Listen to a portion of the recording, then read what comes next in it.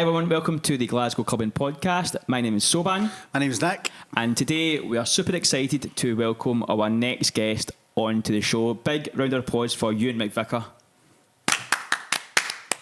Ewan, welcome onto the Glasgow Clubbing Podcast. Thanks for doing it. So before we get into everything that you've done, just quickly tell us a bit about yourself, where you're from, and just what was your childhood like. Music wise, I'd say my first kind of, like when I was exploited to music when I was younger, was maybe just my mum doing the spring cleaning, putting on trance anthems or hip hop, or like it was just that was like my first. I'm not from like a musical family. I don't have that. Like, oh, my dad was a cello player and all that. Do you know what I mean? I just kind of found it on my own, and when I was younger, I got into hip hop. I loved G Unit. I loved Wu-Tang, Nas, and I used to dress like G Unit sneakers and a big spinner. And then I used to be at school at the LimeWire days. I would be the one with all the tunes and Bluetooth and tunes and infrared and tunes to all your pals. And I don't know, I was always just kind of interested in music, but it was never like, it was just like a lot of people, it's just a hobby. It was just something I loved. Yeah. But was your mum a clubber? She was and she wasn't. She had my big brother when she was dead young. Neil's 7 years older than me, but by the time she had me, she had two boys and then had my wee brother 4 years later. So she was never really. Yeah. She's went out but. And I love having her at my gigs. She's so fun, but she was never really like nothing like me. Do you know what I mean? Nothing like me and my wee brother. We've always loved it, but nah, not really. Yeah. Not really. I mean, you did say so. Your mum worked in Hangar 13. Is that right? Aye. She was behind the bar. She worked behind the bar. At like, I'm sure she worked at. I don't know if she worked at one of the street raves or. But she worked in the Hangar, definitely. So maybe just between Street Rave and the Hangar sort of time? I think so, yeah, before like Pavilion and then into the Hangar. 1993, maybe? Was it? Yeah. And was Street Rave in the Hangar when it changed to the Hangar? Did Street Rave move on from then? I don't think so. I stayed in England in 93. I was certainly at this sort of... Maybe it went another year to 93, and then by the time I came back, it was Hangar. Right, okay. Yeah. See, one thing about your mum working in Hangar 13, right? And to see what you've become, right? Yeah. I kind of think it's quite funny because, like, I kind of feel like you're already in development, right, in terms of into dance music, even before you were actually technically born. Exactly. Like, if your mum was there, but with you... You felt the bass being developed. You know what I mean? Were you saying like your mum was probably working a night where I was alternate playing? Yeah. So my mum was pregnant with me when alternate were playing. She was behind the bar, and then I told Mark Archer this because Mark, he met me in I'm sure it was like Bristol before a gig. He was like, "I've got something to ask you," and he was being dead mysterious, and I was like, "Mark, what's going on here?" And then he was like it was like the coolest line ever. He was like, "I want you to put the suit on with me," and I was like, "What?" No, he's like, "I want you to be happy alternate with me for like a few gigs." So we closed Pavilion. I think that was the first year we closed Pavilion. Yeah. And then the second one was Bangface. Yeah. And like no one knew it was me in the mask and the boiler suit, and we done like a alternate show, and that was for me like living my 90s dream almost. You know what I mean? It was so good. So you're technically present, right, for them playing, but you weren't out the room. Right. And then you went from technically being in the same room, right? Yeah. But to being in the same band. to being in the same band. So I'm going by the technically you kind of maybe heard them, right? Yeah. I mean, I don't know what development you were in, what stage you were in, right? Yeah. But you must have kind of felt it. You would have certainly felt the bass in that venue. I know. I know that's it. Like when I've done my watched the Street Rave documentary or like done my research on what Pavilion was, like everybody said it was that cauldron of energy, and it's quite similar how I feel to Subby as well. Like I feel like Subby's got that kind of cauldron of energy, but obviously like different. But I just wish I got to experience it, mate. It's mad. See, you were saying your brother Neil was 7 years older than you, right? Yeah. So I can presume then he must have been quite a big influence on you in terms of... Yeah. Did he expose you to a lot of music then? Yeah, the reason I was into hip-hop was because my big brother, he had like a Slipknot phase, and then I was never into that, and then it was him that kind of got start. Like, he had Dr. Dre 2001, and then I remember listening to that album all the time, and then kind of went for there, and then when Dre started producing for 50 Cent and Eminem, I just got into hip-hop. If that was like, I'd say Neil was probably the biggest influence on hip hop. Right. And then obviously, just to kind of clarify, you come from Ayr, right? Ayr, aye. What was it like growing up in Ayr when you were younger? It was, we were kind of sheltered. Like, I'm from, the scheme I'm from is called Zulu, it's Kincaidston, and my mum used to walk us like 2 miles to go to Alloway Primary, right? Because in Alloway's a bit more affluent area, but I was like a scheme went in like a kind of affluent area primary school, and so I actually had kind of 2 lives, because I befriended like my mate Scott. We were best pals for best part of 20 years, and his dad worked in America for a tech company called Sun Microsystems, and they were like my second mum and dad. But I'd be in the scheme sharing a double bed, bunk bed, with my wee brother down the bottom, my big brother up the top, 3 years in the one room, and then I'd get picked up for a Virgin limo in the scheme to fly first class to California. And so I was like genuinely like double life. Like, I would get picked up and fly first class when I was like 9-year-old. Really? And then I would come back and then share the room. And my mum brought us up as a single mum, three boys, and my papa lived with us. So like, I knew what real life was, but I also like knew what like the exactly, and that's kind of, I think that's why I have my drive and my ambition came from like being real, but also like I've seen what life can be, and I've travelled. So that'll keep your feet on the ground. Well, I'm sure. Exactly. Well, that's the thing. I sometimes feel like my feet are on the ground too much, almost, because I feel like you need a level of, it's not arrogance, but like I see some DJs and the way they handle like what I do would be easier if I was a bit of a dick. Do you know what I mean? Like, it would just be easier if it was a bit like more. And but again, it's because I come from. Like, we come from nothing, and but then also experiencing like mad things. But then you'd be you. Exactly, mate. Do you know what I mean? And you being you is what makes you special. Do you know what I mean? Cheers. And for anyone, for who they are. Do you know what I mean? Yeah. So growing up in Ayr, when did the I mean, you didn't mention your mum playing trance classics, which I applaud her for that. Right? Yeah. I'm all for that. Yeah. When did the kind of dance music kind of start to filter in? I mean, were you?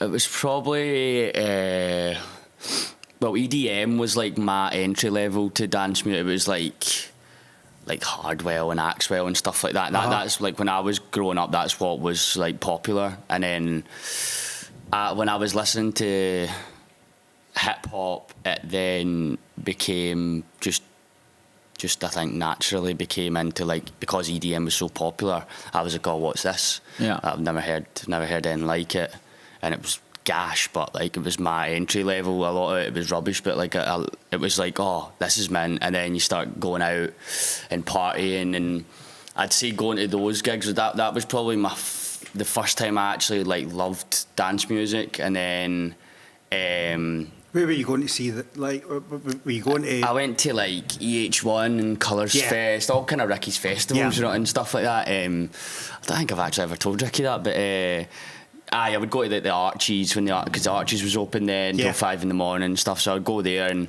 I always thought that you go and see like the most popular DJs. That's what that was just like, it's just natural in it. And then I had a mate called Aaron.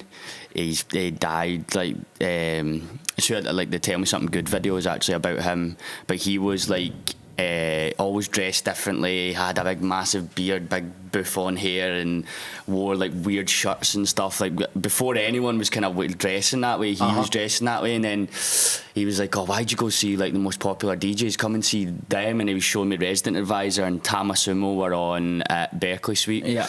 And he was like, oh, come and see them. And I was like, I've never heard of them. And he's like, that's the point. And then I was like, this is alien to me. Do you know what I mean? I used to go into like these big massive rave things, and then I seen Tamasumo. There was like 50 folk in Berkeley Suite, and that was like the changing point of like, oh right, so there's other music with quality sounds, and it doesn't have to be constant drops. It can be a journey. And then we just locked in, and like Tamasumo were just like sitting smoking weed in the booth, and I was like, this is the coolest thing I've ever seen. Do you know what I mean? And then I like, genuinely, that from that point on, I then became like so obsessed with the underground culture in Glasgow, and I was just going to like the art school and overnight almost going to Subby, and me and Rory went to Disclosure for his 16th birthday in the Hydro, and Jack was playing before them. And that was another like push towards like going away from this kind of more commercial down to the underground. And when I seen Jack play in the Hydro and he played Chuck Berry, and I was like, what is this? Who is this guy, man? This is crazy. How's he get the balls to play this in here? And I just became obsessed and immersed in the underground. Were you DJing by this point, Ewan? No, mate, no, not at all, no. So when what was the moment when you tell a lie, I was. So I was at university doing primary teaching. Right. So I started uni at 17. And then I started working at the local club Furies when just as I was 17 turning 18, and I was just flyering in the streets for them, handing out flyers. And then I was standing in the piss and rain one night, and I was like, why am I doing this when I could get paid, like we're getting paid peanuts, get paid double, be inside out the piss and rain and play some tunes. So I asked the DJs at Furies, Roos and Dale, to like introduce me to DJing. So they gave me like £100 metal Hercules mixer. It was like this size, and I had no money, so I had like a laptop for uni, and it was like an HP Mini. Crashed every time I put Tractor on. It was like a heap of shite. And then that's how I learned. That's how I started DJing. So by the time I was 19, I'd started working in the clubs in here, and this was kind of round about the same time. So like my EDM phase, I started DJing hip hop, then it's kind of natural to start playing dance music, I think, when you're a DJ. So then went from hip hop to dance music, was playing EDM and fucking Melbourne Bounce. I played in Club 69, which is now Room 2. I played in there, like in Melbourne. Chambre 69, yeah. So then it was Club 69, then it was Room 2 as it is now. So I played in there, actually, part of a duo. What was the duo called? Seismic or something like that. Seismic DJs we were. Who's that? A boy called Andy Greenwood, my mate Andy Greenwood. I've not spoke to him in ages, but yeah, we had some good times. I played in Loch Lomond on a boat, and that was like the whole EDM kind of bit. And then it went. I kind of like was just club hopping, playing like UK top 40 stuff as to keep a job in here. Yeah. So this was what, 2016 maybe? 2017, 2016, 2016? Yeah, I DJed in air for 6 years. So 19. Mate, I can't do maths. But like so 19 to maybe like 21. In the background, I'd been becoming obsessed with the underground, but like I couldn't translate it while I was actually DJing because I needed to keep a job, and it was the only thing that was bringing me income while being a teacher as well. So I would DJ Friday, Saturday, Sunday. I think I'd done Friday, Saturday, Sunday for 5 years in Club de Mar. So I'd learnt from the rival from the club I was in, Furies. I'd learnt how to DJ off the DJs, and then I went to the rival club and started doing like my own thing over there. Yeah. And then I was getting like free drinks every night, and the manager would like sacked me because I was just taking the piss a bit. We're getting free Beviol, and I was like, it was like a good fucking 70 CL every night or something like that, and he was raging, fired me, and then I was like, you're going to regret it. And then I went back to Furies and started playing like hip hop over there, and then they ended up shutting a year after, and I was like, get out. But you were very much still on course to become a primary school teacher. Yeah. So I was doing my degree the whole time, mate, and then so my week would be, I would drive up on a Tuesday, because I started PRing for. I'm messing up my timeline's mad. This is the first time I'm like. I am at Sub Club. Aye. Tuesday night. Yeah. So, like I said, like as I'd been becoming more obsessed with the underground, I was like, I wonder if I could like take what I'd been doing, like PRing and stuff, up to Glasgow somewhere. And then I met Ross and Matthew just from going to the IAM, going on a Tuesday night, and because I had like free periods on the Wednesday, so I wouldn't be too tired going into uni. Tell us about the teaching though, because before we start talking about like really getting into and focusing on the whole dance music thing, right? I mean, you finished your degree, Ewan. Yeah, you finished it, right? So you were very much kind of like, I'm going to be a primary school teacher. Mm-hmm. Can you tell us about why you wanted to become a primary school teacher, or why that was a thing for you? So because I went to like Alloway Primary, and like I said, it was more affluent, and I wasn't like, I was from a scheme, but I would go to like this affluent area. I always, not all the teachers, but I always felt like there was a, what's the word?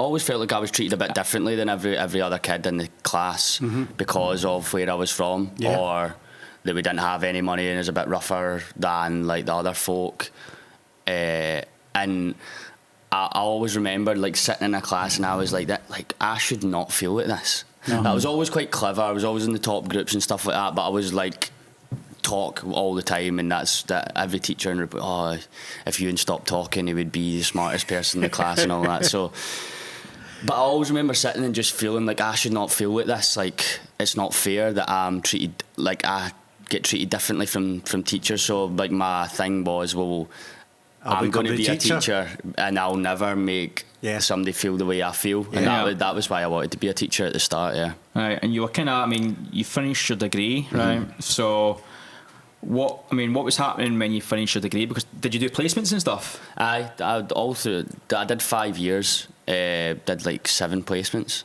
Yeah, I think folk can kind of forget about that. You know. I do, mate. Sometimes you know what I mean. That takes some amount of drive to do that, to come through uni, and also at the same time you were cutting your teeth in the club scene, learning. Whether you were playing commercial or not, you're learning promotion, all that sort of side of it as well. You know, that's how I learned. I learned to read. If it wasn't for doing the commercial stuff, I wouldn't know how to read a room, mate. 100%. Because like we would play in, we'd have like rockers and like girls dressed up to the nines, then boys coming for the races, then like we Neds, like there was just so many groups of people in this room, and like to fill a dance floor with all these social groups without causing scraps is like it's very hard, difficult. do you know what I mean? Yes. So like crowd please everyone. Exactly. So like at the start it would be like, right, deep house, let's get some of the spicy boys on. They can stand on the dance floor for an hour. Right, how are we going to get the birds on? Hip hop, bring all the birds on. Then we'd be like, right, everybody's steaming enough. Then it's like Teenage Dirtbag or something. Do you know what I mean? Like it's weird because I actually miss that kind of experiment of DJing, because that was so fun. That was like the art to me. Because now it's like it's hard, apart from places like Subby, it's hard to like, I'm probably never going to feel that again, do you know, that way, like to bring these people in. But do you think that experience then, Ewan, is kind of like the way you kind of DJ sometimes these days, you know what I mean? You don't just stick to one genre. You know, you kind of you play music from all sorts of different genres. So do you think that experience has kind of fall through in some way? Definitely, mate. I think it's I think it's also because I find like I love getting in a vibe when you hear a DJ creating a vibe and it's kind of one genre set. Like I do love that, but like I would get so bored, mate. Like so I've tried it before, and I know I can do it. House especially. Like I think if I was to say I was something, it would probably be a house head, but like predominantly I could create a vibe, but I just get so bored, mate, and it's because like mixing hip hop at 16 bars and bridges, and you're just cutting constantly, and that is why my style is like like a hip hop. Aye, it's like I kind of, it's like peaks and troughs, kind of lure them in, think I'm doing this thing, then out of nowhere I'll do something, and I think that just comes from like actually having to be so creative when you're mixing hip hop or like multi-genre sets. I definitely say it stems for that, mate. Aye. So you were doing nights down in there, right? And then when you were doing that, you were going out in Glasgow to the Archie's, Berkeley Street Sub Club or whatnot, and then you ended up working doing PR for I Am. Yeah. What's the matter, Matthew? Were you just? I mean, you must have learned quite a lot from them. See, that was so. When I met Ross and Matthew, just like I loved the I Am. Their bookings were class, and then they put up something on their Facebook about they were looking for PR. So I just drove up and I was like, "Fuck it! Like, well, I've got to lose. This could be fun, and I get to go to Subby for free. Like, just like it's all I ever wanted." Just to explain just about the club I Am, which was in the Sub Club on a Tuesday night, and it was I guess, for want of a better word, it attracted a lot of students, but they were very forward thinking, and like they turned the place into like a scene from Tron, the film, one time. So the production was really good and such. Like, and it was very busy. I also saw Matthew, Ross and Matthew, as a kind of like a mini Optimal, in some sense. You know what I mean? Like they would, because they were obviously like a student night. It was a Tuesday night. Yeah, exactly. Not only did they made a big effort to try and introduce their audience to a lot of different sounds of dance music. Definitely, you know, not just kind of house or techno, but garage and that. A lot of guest DJs. Yeah, because they were the first to kind of put an onus on big guest DJs, weren't they? Really. For in a midweek night, anyway. Yeah. I mean, they but like Nick said, they made a big effort, you know, in Halloween and stuff, you know. So you must have. I mean, I've got huge respect for Matthew and Ross for what they've done, but you must have learned quite a lot from, you know, working for them. You know. So that, like, we had this group chat called the Family.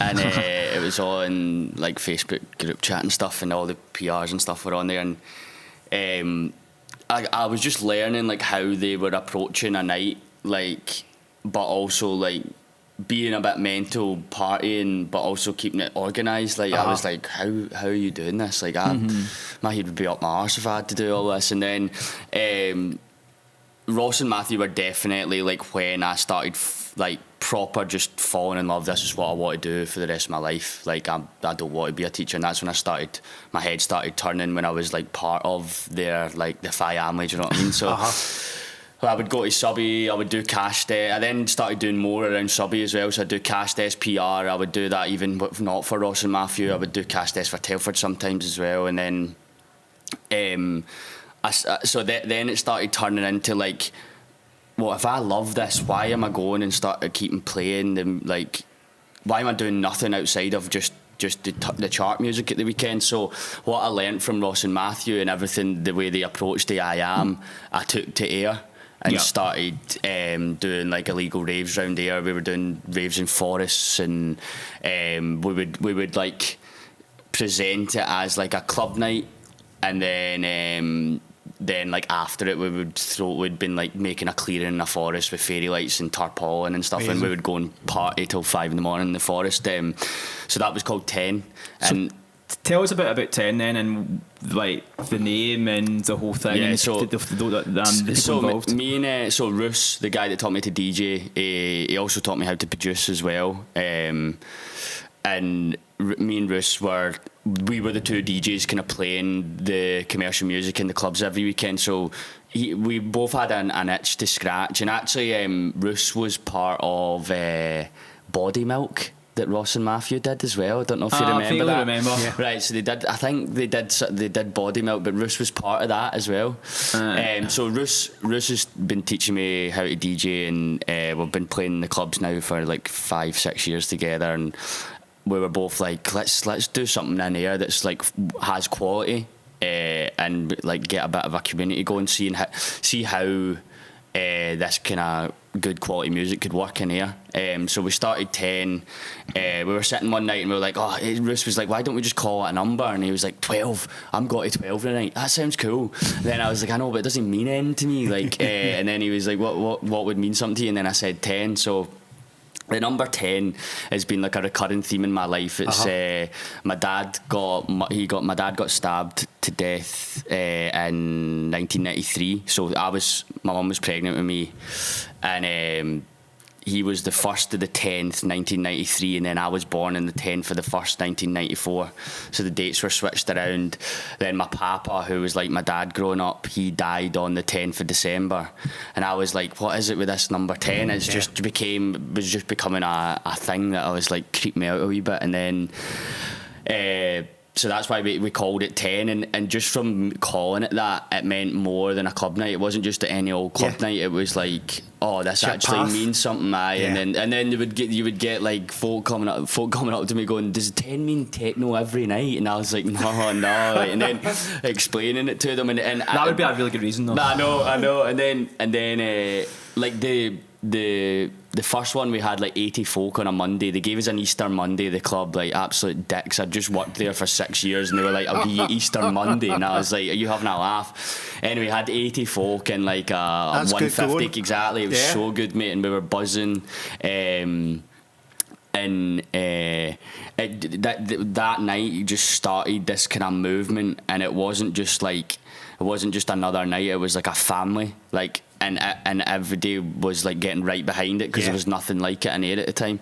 And just to be clear, you're playing underground house. Yeah. So whatever. it would probably be, I would say it as like, mainly underground house and techno with kind of a street rave influence intertwined, because it was here. If we just went fully underground, it probably wouldn't have. There needed to be something something kind of that they could grab onto during it. So I would play like Inner City, or I would play like actual Denzel Pump It Up actually became like the 10 anthem, right?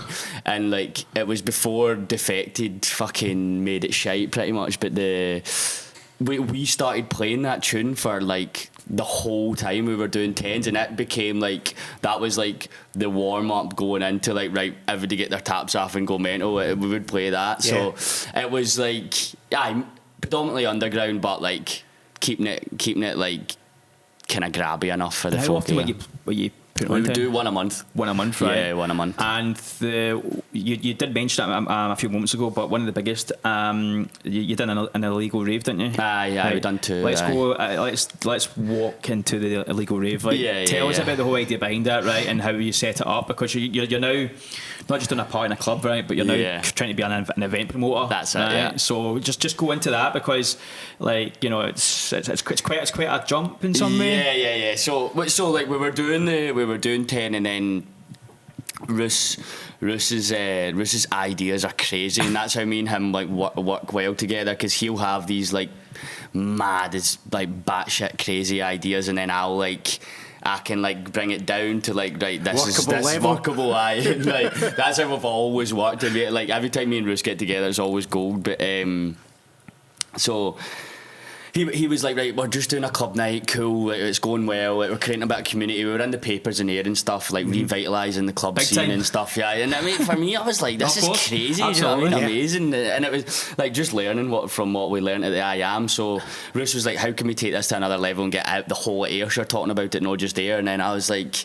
I don't know, mate. And then he was like, let's just throw a party in a forest. Then I was like, nah, mate, what are you on about, man? And then we'd been like building our own sound system. Boy called Stu, he was a Sparky by trade, but guys like the Bear Grylls of like Scotland, I call him, mate. He's the maddest bastard ever, and he started just building subs for no reason, and I was like, he turned up with like a 16 inch sub, and I was like, mate, how? And he was like, I just YouTubed it and then sprayed the logo on it. I thought it'd be cool, and it was like mint. So we ended up getting our own sound system, and then we've kind of fronted this ideas. Like there was Sound Magic Studios, it was called, in Ayr, and we're like, we're going to have a 10 in here, and we only had a license to from 9 until 1, so, or 9 until midnight or 1, I can't remember. And I was like, oh, nobody's going to want to go home then. We may need to do something after. So the week before the event, I used to live in a place called Coyleton after I left Kincaidstone, and it's like 4 miles outside there in the countryside. And there was these woods like kind of away from houses, so we just started. Obviously, that clocks into your mind when you're out a walk. Exactly. That's a good place for a rave. Exactly. I mean, it happened exactly. It's the reason I started Pavilion is because just walking down the beach. Oh, this would be a good place. Totally. So I was walking down the woods, and then we just started chopping trees down, made like a clearing. I turned away. I was digging a girl's toilet. Just a pit, and then putting like four posts of like just tree stumps, and then we put black cloth round, so because we were like, oh, girls won't want anyone to see them pissing, we'll give them a toilet. And by the time I'd done that, I turned around, stood, built a fucking full workable DJ booth, mate, out of wood and that, and tarpaulin over it. And then so we put fairy lights round it, made it all kind of like look nice, and we were making this for like the whole week leading up to the event. And I was like, how are we gonna get folk up here? And then we were like, oh, we never thought about that. So the Friday comes, the event's on the Friday, and we've been doing all this stuff in the woods, and we get to the Friday, and I'm like, we've not thought about how we're gonna get anyone there, because there's no location on a map. I think the like Snapchat maps or whatever just became a thing, and I was like, oh, I don't know, there was so much going through our head. And then I was like, well, I might go to Arnold Clark and pick up a van, because I could just fling folk in the back of the van. So I went to Arnold Clark, and they were like, I was like, how much can I get a van for? And they were like £90, and I was like, seems alright. That's something that I wasn't doing it for money anyway. We weren't really making any money. It was just for obviously to create like a moment. And then got the van keys, parked outside, we do the gig, and then the lights come up, and I've went out into the crowd, and I've like, oh, by the way, we've got like a afters, if you want to come, there's a Arnold Clark van outside, just go queue up behind it. I bet your queue formed pretty quickly. Mate, I thought it would be like 5 folk, and I've walked out, and there's a queue of 30 folk behind this Arnold Clark van, and I'm like, can I just ask you, this van, right, did it have seats, or was it standing? No, it was just like an actual like tiny van. Because that's some image, right? Know, just to see like 30 people. I mean, it must have been mental in there. It's crazy. It's just great to hear, because I mean, it's repeating basically what went on 30 years before, you exactly. know. And I think it's like, obviously with the way Scotland is like such a health and safety conscious, like everyone's kind of PC now, and like it's like obviously the 90s there was no rules, 80s and 90s there was no rules almost, do you know what I mean? And I was always kind of envious of that, like, how did they get to have all the fun? Like, I want to do something rebellious, but I might get a prison sentence for it, but it'll be funny, do you know what I mean? And so it was. I was kind of thinking I was having my own 90s moments when we were doing it, and it was brilliant. But I walked outside, 30 folk behind the van, and I was like, right, jump in. So everybody's jumping in, everybody's smashing it, singing, smashing the roof, singing Rangers songs and all that. And I was like raging, man. I was like, was that your pal? Your pal was doing that? My pal Murray, mate. So we'd.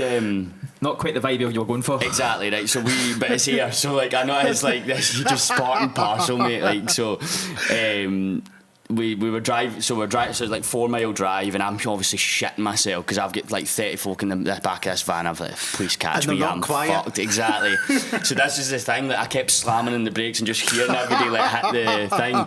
Jesus, mate. So they're all punching the thing. Like, obviously excited because it's like what we were doing was madness. Well, when's the last time off first? When's the last time? Or next time you're going to be in a van with 40 people standing up? Do you know what I mean? Exactly, mate. It must have been a riot back then. Oh, it was crazy, mate. And then so we pulled up, and my mate's still singing. I've slammed the brakes, opened the door, and I was like, shut the fuck up.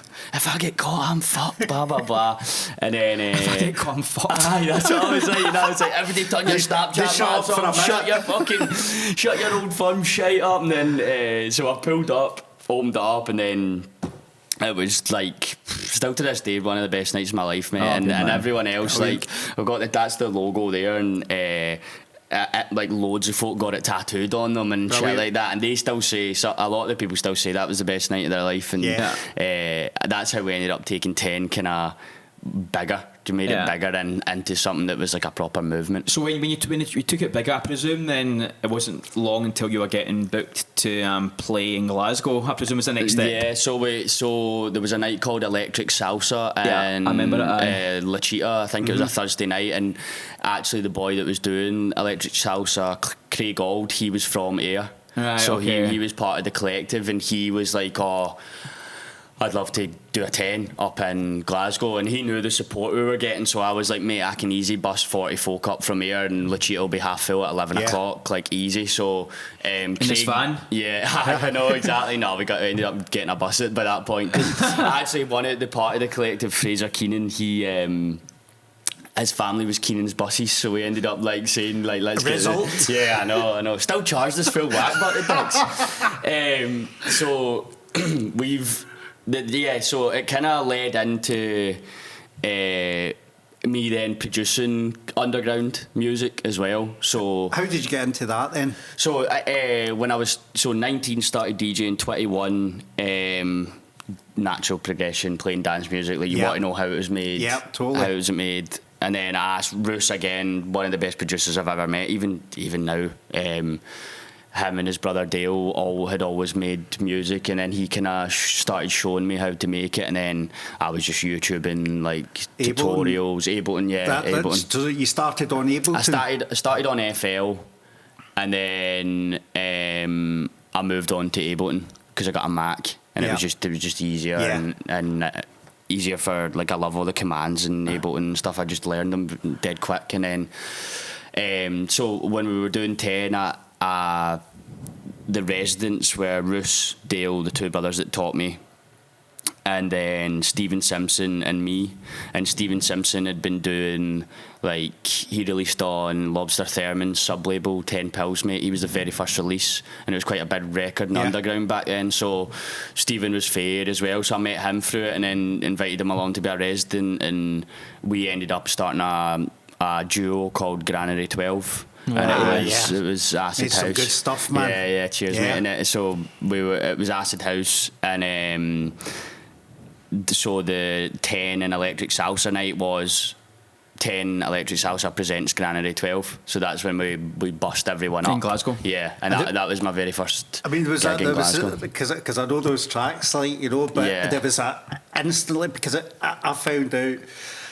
Because to me, it was like rave. There was a big rave influence. Do you know what I mean? I was really, when I read about it, I was like, from Ayr, and they're young guys, it was really, they stand the test of time, man. Do you know what I mean? Know, they could have been played man. back then. I know for sure. The quality was big in those records, for sure. I'm really putting this down to the fact that your mum worked in Hangar 13 and you were being developed in it, right? I mean, without a doubt, you are. I mean, it's no surprise, right? That's mad. It's just you've got a mad.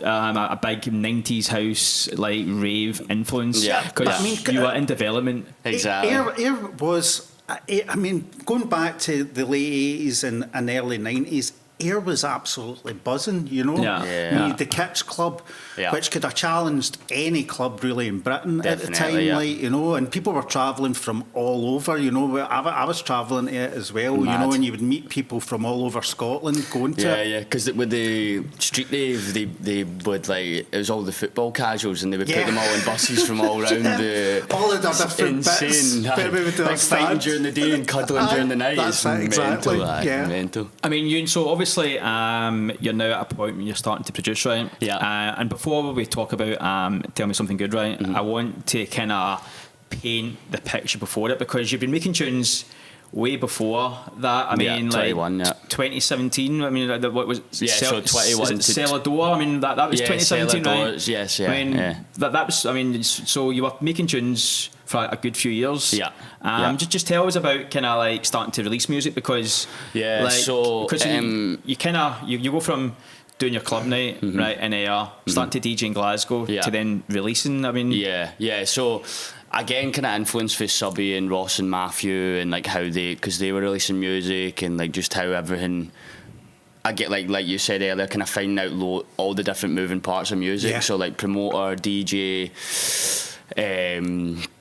light tech, getting the speakers, like just kind of learning it all, and being a PR, doing cast tests. Like, I was just like learning it all, but it wasn't like a plan. It was just like, I just love this. Like, this is cool. So it chose you, basically. Aye, that's it, mate. I think we all know that. That's it. Aye, you just can't help it. But then, so I started. Can't help it. I know. It's like fucking 10 years later, mate. That's like crazy. So making music, and then I got to a point where I was just like researching, listening to tons of music, and just thinking like, I wonder if I could ever get to a point where I could release, like, because I think that's quite a big step, overcoming that, like, is this good enough to release music? And I'd never overthought my music ever. So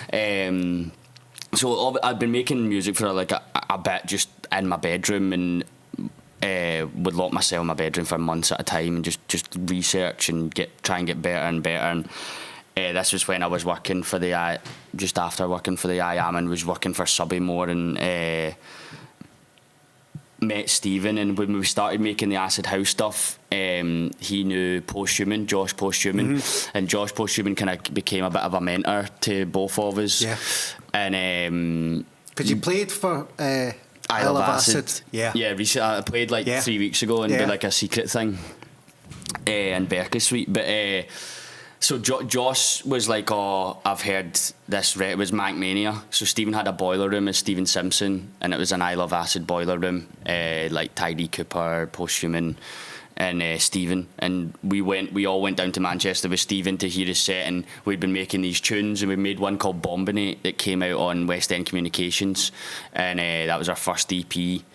And then he played Bombinate in the boiler room, and then this is when the belief of like, maybe what we're producing is good enough now, like maybe this can come out. And I'd been doing like solo stuff the whole time, just one tune a month on SoundCloud or whatever, and just kind of try to build my own thing, but like never pursuing it, because Granary 12 was like kind of popping off for us. And then then after the boiler room, we went back to Stevens, and then Drake had just released his album, and that Passion Fruit was on it. I think it's Passion Fruit, where he samples Moody Man, and it's like that hold on, fuck that. Moody Man played a couple of weeks ago. Yeah. So when I heard that sample, I was like, that is so fucking cool. What's that from? And it was from one of Moody Man's records skipping on a boiler room, and he's going, hold on, fuck that shit. And I was like, his voice is cool as fuck, I want to sample that myself. So I ended up, like, we found the sample, recorded it off the boiler room, and then there was like one bit says do your dance, and then I was like, let me chop that up. So we made like a kind of Tommy 909 beat, and then I was like, do your dance, do your dance. And then Stephen put an acid line on it, and that became Mancmania, which was like the main start of like us getting signed to a proper label. Like West End Communications, like, no disrespect, but like it was like another level for us, because like we knew that I Love Acid was big exposure for an acid house duo. Like, it was the best you can probably get. So Josh, we send him the tune, and it was called Mancmania because we were buzzing off Manchester's, but the boiler room still. And Josh phones us, he's like, I'm in the pub with Quinn, and we're like, who's that? And he's like, Quinn from Paranoid London. And I was like, what do you mean? He says, this is going to be one of the biggest acid tunes ever, the Quinn's recent times and stuff. He's a legend, mate. He's a legend. Now I know him well. He's fucking like, game, isn't he? He's game, all right. He's shy, yes, mate. Last time I met him, he was like, I can't believe one of us cunts has infiltrated the lair like you have. And I was like, he's so funny, mate. And that's another thing about it all as well. It's like such a big family, into like the way they kind of nurtured me and Stephen, like integrating into like the acid house kind of new school 303 sound, was mad, man. And Josh has done so much for us, but that was like the start of producing, and then also having that belief of like, right now I know I'm making tunes that are different and good. And then again, locked myself in the studio. Me and Stephen, like the Granny 12 stuff kind of came. Does that name come from the studio? No, it was my flat in here. I lived at number 12, the Granary, and we were like absolutely spannered one night, and me and Stephen were like, Granary 12 capitals, and then we were like abbreviating it GRNRY, and like obviously like just mad with chat, and then we just ended up calling it Granary 12. So it was just my flat we lived in. So that was obviously getting a bit of success, right? Yeah. And you were obviously playing under really. We never got that many gigs. I'd say. Means like we got booked to play in like Santiago de Compostela in the north of Spain, right? And that was like one gig. So we do one. That's pretty good. Unbelievable, I mean, that's amazing. But then we wouldn't be booked for like 6 months anywhere. Do you know what I mean? It was very kind of up and down. And I was still playing. I then left the clubs in here and started DJing at a bar called Boswell's, and I'd kind of built up it was like the pre-going to clubs was like I would play house music in Boswell's, and between the buzz off 10 with the quality of music and just everything we were doing that was getting kind of exciting, I just started like a kind of staple house night in a bar in here. So I was doing that while we were, and by this point I'd obviously stopped pursuing teaching. Right. I was like, I want to do this for the rest of my life. Phone my mum, I'm going to be a DJ. Do you know how you're a fucking idiot? Going mental at me because I had no money as well. I had no money at all, mate. I was just like, would get paid my wage cash in hand at Boswell's every week, and that was like the only bit of income. And then me and Stephen, like, you know, it's like down like you don't get paid a lot of money for these underground gigs. Do you know what I mean? So it was just a passion project, but we weren't getting booked that much, but we always kind of like, me and Stephen always like we were like really, really close, and then we would just kind of fall away a wee bit. It was always just kind of how our relationship went, and it was so hard to manage because I was like so focused. I was like, I could have been a teacher. I'm not fucking waiting around for anyone. I'm gonna go for this 100%. So Stephen, like, I don't know if my work ethic like kind of scared Stephen sometimes, because I was a very intense person, like driven, but like nothing was going to stop me. Like, you know how folks say, oh, at least you've got your degree to fall back on. I was like, that's not an option to me. No, exactly. And I think just my work, I was genuinely making like 3 to 4 tracks a day. Like honestly, mate, I can make music faster than MD I've ever met. Like Tell Me Something Good, the beat I made in 45 minutes for Tell Me Something Good. Was it? Aye. I had the vocal for like 6 years, could never find the beat, and then we'll get onto that. But made it like 45 minutes. But so like I was genuinely making like maybe 2, 3, 4 tracks a day. Sometimes like I would have an idea, sequence it out. And sequencing is my thing. I can make the loop, or Stephen would make the loop, and then I would like, right, let me turn this into a track, and I could just do it in like genuinely like half an hour sometimes. Amazing. So, but I was like wired, and like I think Stephen kind of maybe thought like, and it was also kind of weird. It's weird in a duo as well, because you don't want to feel like, oh, he's doing more than me. Do you know what I mean? And I think maybe he did feel like that sometimes, but. Anyway, I was like, nothing's going to stop me. If we're slowing down Granary 12, I'm going to focus on my solo stuff. So I started listening to Beatport and all the charts and stuff, and I was like, this is fucking shit. Like, this music shit. Like, and I'd got confidence through 10 and folk hearing me DJing and buzzing off that. So I was like, right, I feel like I'm a good DJ now. Right, I've been released on Isle of Acid. I'm a good producer now, maybe. Well, let me just take this to another level. So I started listening to like the tech house stuff, because that's like Jamie Jones' Hot Creations was huge then. Amazing, and I was like, production's incredible.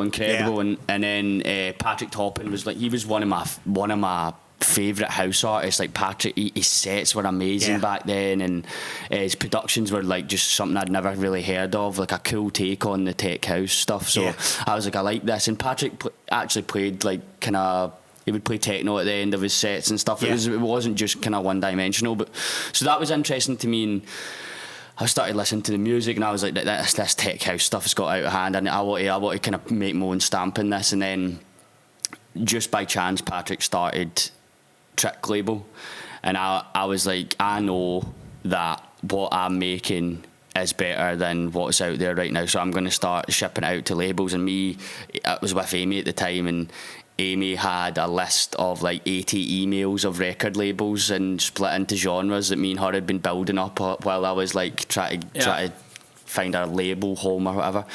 So I would make these tunes, or Amy would tell me, right, this label makes this kind of music, right, sound, I'll make a beat like that. So I'd make the tune and then just give her it, right, try and send it to them. Brilliant. And then like had a few nibbles, but nothing like ever like substantial to like change my life. Do you know what I mean? Because that's obviously what I was looking for. And then Patrick started Trick label, and he was releasing like Jared Jansen would be doing remixes on it, and Floor Plan, and like it was quite cool. So I was like, oh well, I'll kind of want to be a part of that. I wonder if I could send him something.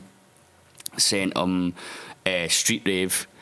And then, that was your first EP? Yeah, the first EP was Street Rave, and it was obviously homage to Street Rave, and it had rave samples in it. Yeah. And then I was like, oh well, I've heard rave samples in techno, but I've not heard it in like kind of house music. So I was like, so I sampled Paul Johnson, The Music Is Funky, and it goes dun dun dun dun dun dun dun. And then I was like, well, if I change the noise of Paul Johnson's bass line to make it more accessible, so I put the lately bass line on the Paul Johnson's thing by Patrick says, oh, I know Paul Johnson, I'll just message him. $150 he charges me, and I've used his vocal and his bass line. He's like, yeah dog, just $150. And I was like, this is the coolest thing ever. I've just sampled Paul Johnson for $150. like one of the realest ever. And rest his soul, man. It's because if it wasn't for Paul Johnson, I probably wouldn't have had my break either. Do you know what I mean? And that was the tune that kind of turned Patrick's head. And 7 months went by, never heard a thing. I was like, they've obviously patched me. And then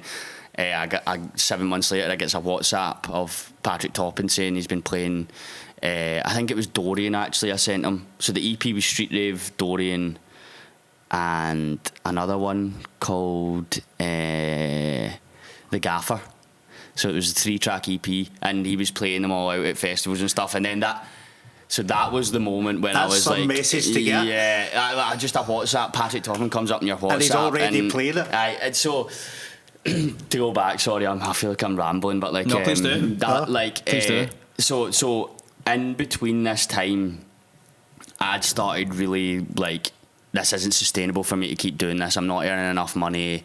Did you have a part-time job whilst you're doing this? No, mate, just purely just earning money from. That's it. Yeah. And you're just making tunes all the time. I think I got 200 quid or 120 quid. I can't remember, cash in hand every Saturday for Boswell. So I was living like it was a bar gig. And that's all. That was my only money. And I was like, fuck, mate. I was like genuinely eating like £1 pizzas every day, just to keep going, because I think it's a misconception that if you're not doing music only and you get a job, then you're not fully in it.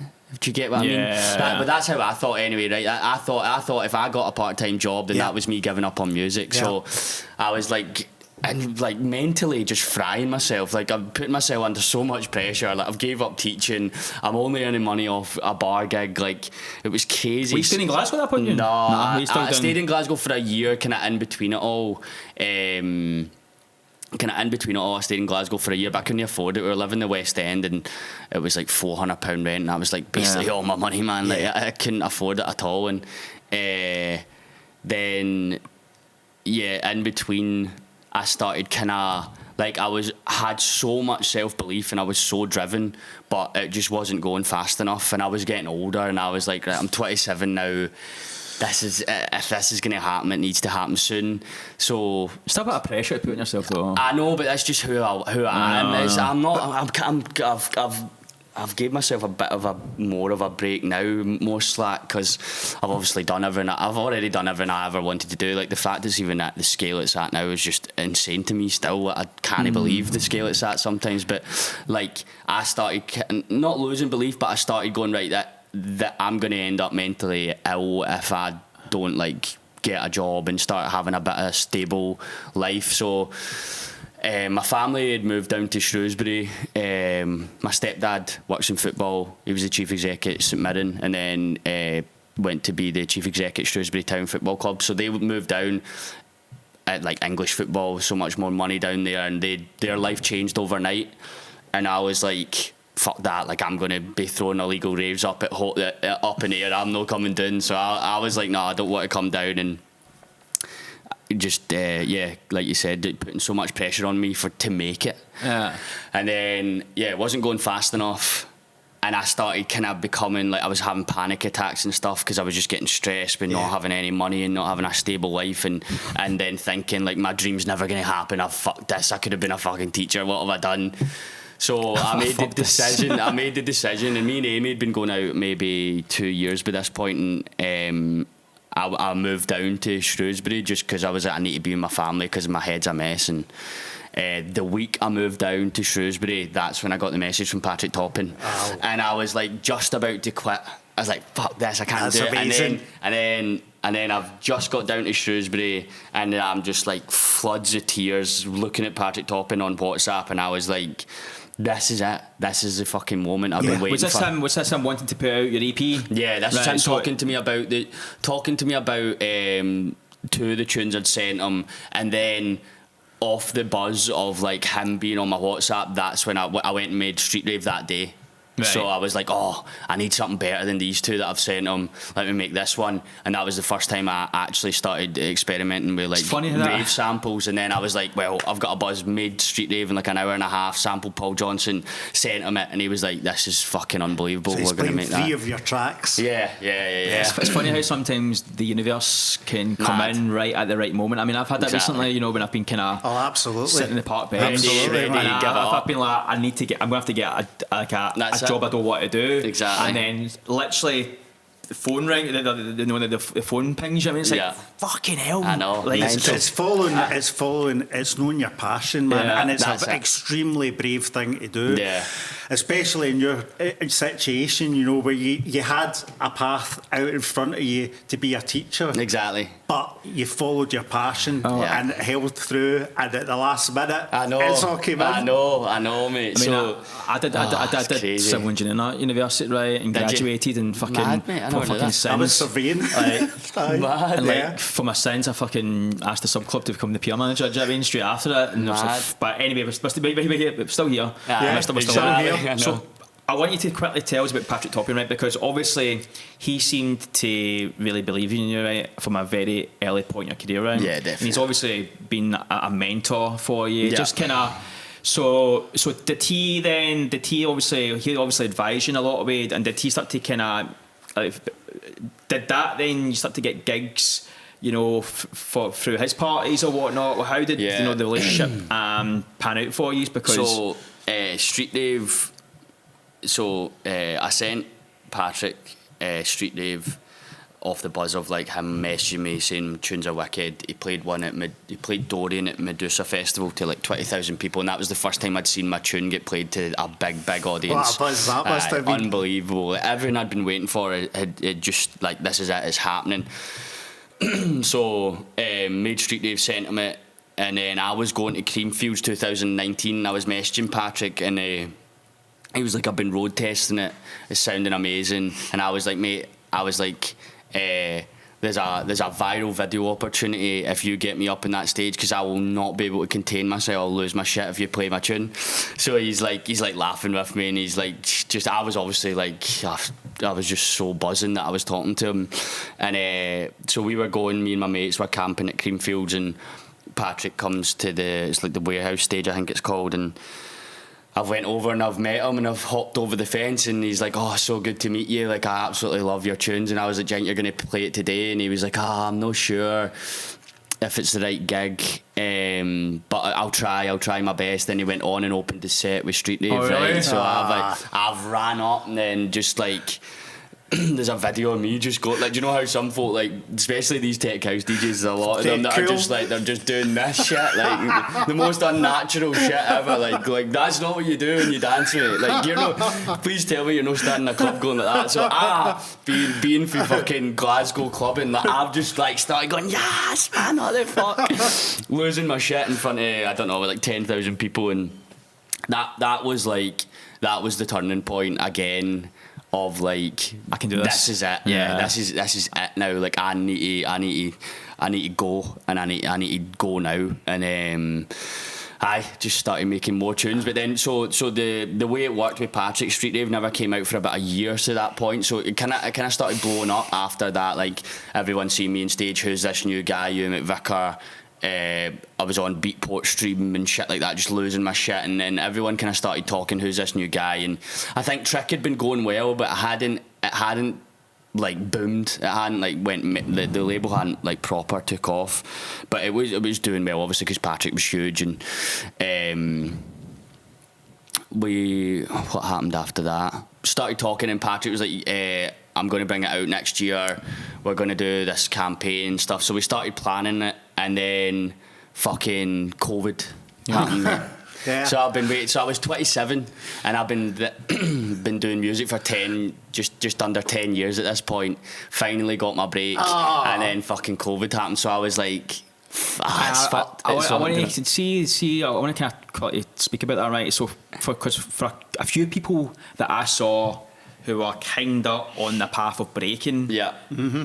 And then COVID happened, and you kind of lost 2 years, right? Yeah. You must have been really deflated, because you must have felt like you were like about to kind of not break or whatnot, but you were going to. No, I fully was, mate. I fully was, because I was like, me and Stephen, but the whole time kind of still just doing the Granny 12 stuff. We would fall back in and start making music again anyway, and it was all kind of intertwined. But then when Patrick was playing my tunes, like there was definitely building. Aye. And Street Rave, sometimes I think Street Rave would have been like so much bigger if COVID hadn't happened, because like the buzz around festivals and stuff like exactly, that. like the buzz around videos, festivals, flying about. The buzz around the tune was like, because it was like the reintroduction of ravey samples back in tunes.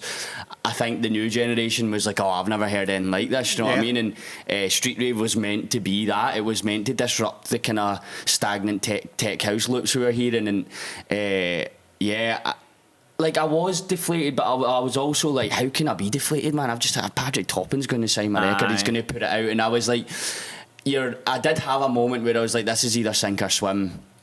I could just get down and be like, is this ever going to fucking happen? We've just had a pandemic's happened as I'm about to break. What is my fucking luck? Do you know what I mean? But then, and I was like, fuck it, but I've waited this long. I can wait another however that long this is going to go on for.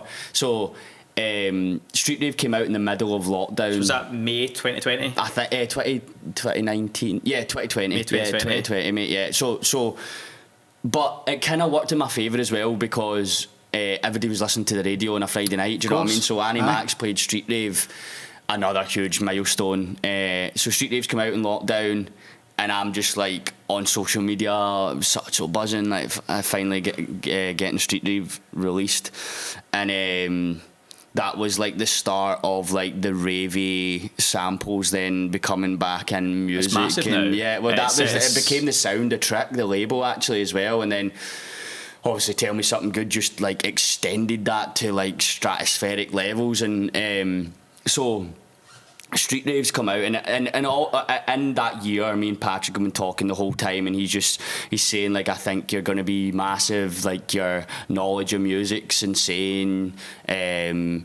Like I did a live stream and to celebrate the release on Facebook or whatever, and he was like, oh, you're a selector as well, and I was telling him all about like the reason my knowledge is because of like Jack Master, Jasper, Harry and Dom, like go to Subby all the time, Ross and Matthew, and was just telling him like how I know music. And he was really, like, he was a mentor to me, like that kind of whole year, and just kind of coached me through like how. But I was also talking to like somebody that I really admired, and it's kind of mad because I get too excited sometimes, and I'm that guy that'll be like, yeah, I love you, do you know what I mean? Like, so it's kind of like try to be cool and like know that you belong as well was another thing I had to get over. And the day Street Raves come out, I'd been sitting on this Shaka Khan's vocal for 6 years.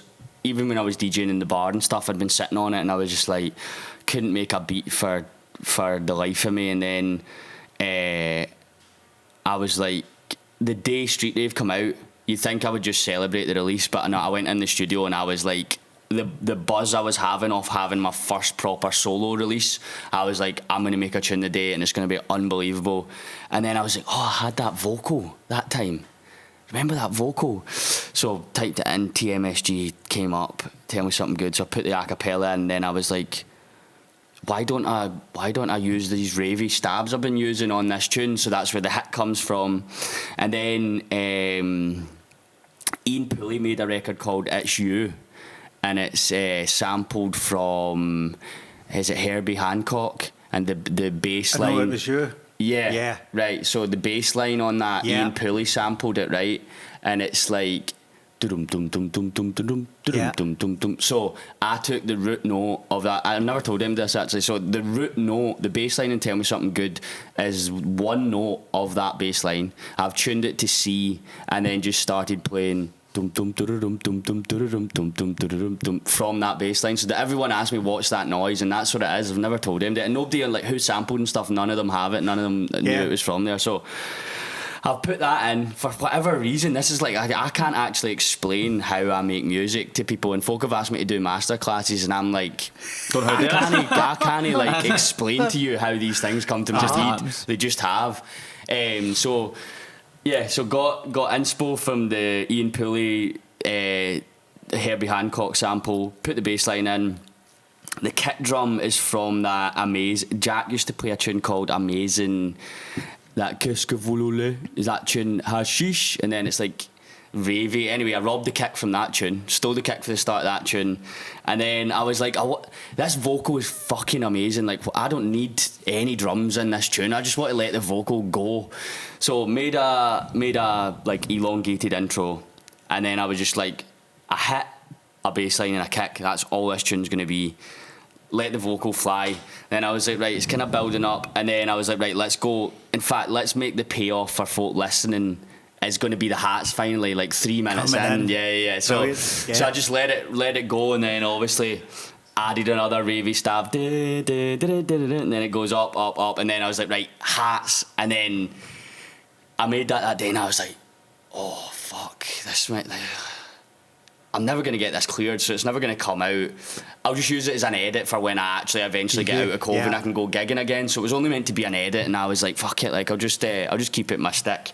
And Patrick messaged me like maybe like a month later after Street Rave had come out, and he was like, you working on any tunes? And I was like, yeah, I made this like edit thing, but like obviously we're never going to be able to clear it, mate. You can play it though if you want. And he was like, what the fuck is this? And then I was like, what are you on about? And he's like, this is the best thing I've ever heard. And I was like, shut up, mate, it's just an edit. It's just meant to be like a party anthem. It wasn't meant to be like, not even an anthem, it was just meant to be a party edit. So Patrick's had a live stream for, I think we're still in lockdown at this point actually.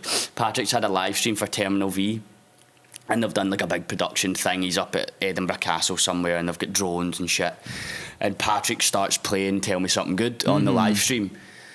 And I'm watching the live stream. I was in Shrewsbury on a night out or something like that, and we were pissed in the train, going back home, and I'm watching the live stream, and I was like, he's going to play it. It comes in, and the comment section is just going, what's this? And then I was like, oh, fuck, maybe it's quite good then, do you know what I mean?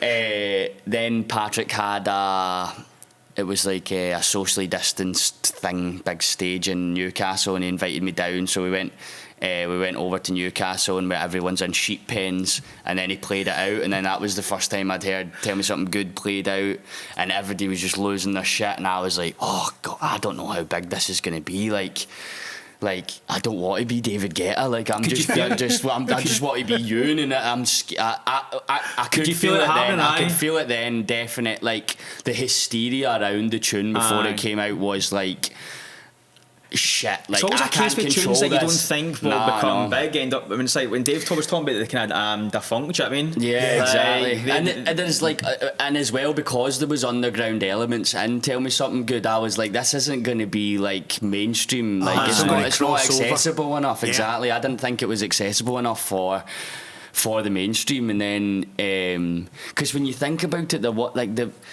like in the charts there wasn't actually any records I can remember like Tell Me Something Good for for however long. Because the dance music is usually just quite simple in chart music. Well, was. I think Tell Me Something Good was a bit of a turning point for chart music, like dance music in the charts. But then I could definitely feel it building, and then I was like, right, this is going to grow out my control. Because I always said, like, I'd be happy with like just being on the circuit and like making a living off DJing. That would be me happy.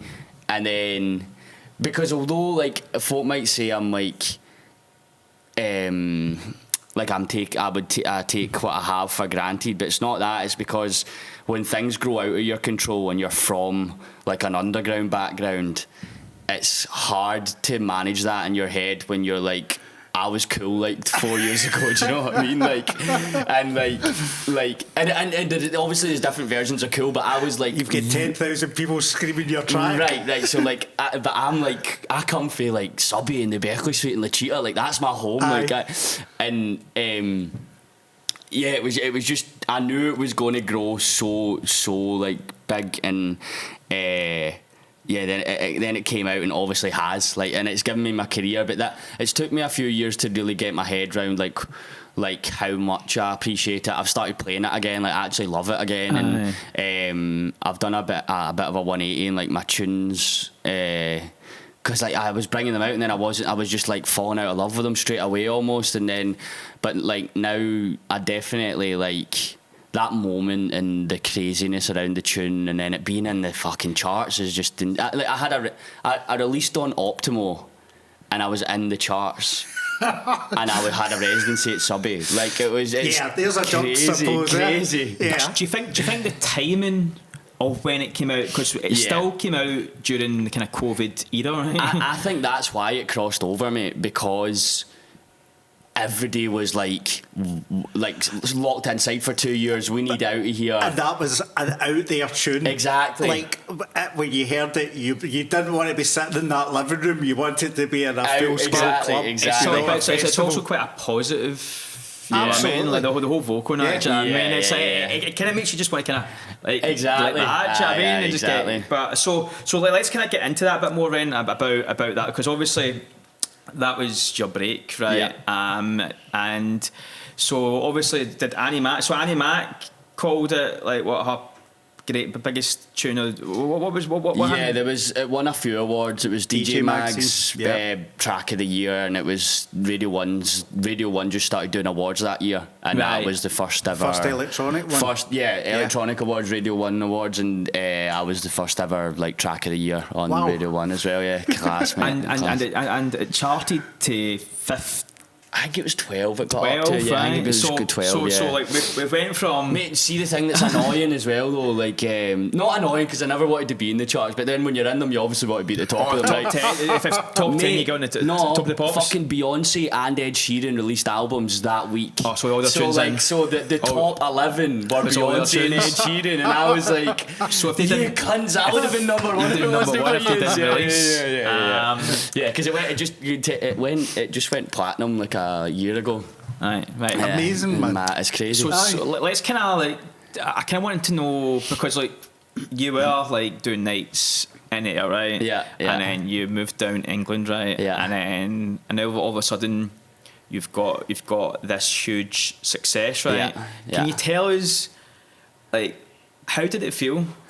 Because it's quite life changing. Yeah, quite honestly. Yeah, completely, mate. And I'm just out the end of the madness now. Like my head is just came back on my shoulders from that, mate. It's insane. It wasn't pressure. It was just like attention. I mean, mate, like a 10-year dream, and all that graft is like you've made it, mate. Like that's all you're saying in your head, and it's like getting into a fucking like jacuzzi, just like, oh, thank fuck. That's how it felt when it was all kind of happening. But I'm a partier, and that didn't help. So I just got lost in the sauce, mate. And I was like, fucking fuck it. Like, this is I'm living my dream. It's finally happened. Like, obviously, champagne and everything flying about, everything, like, you name it. I was doing it.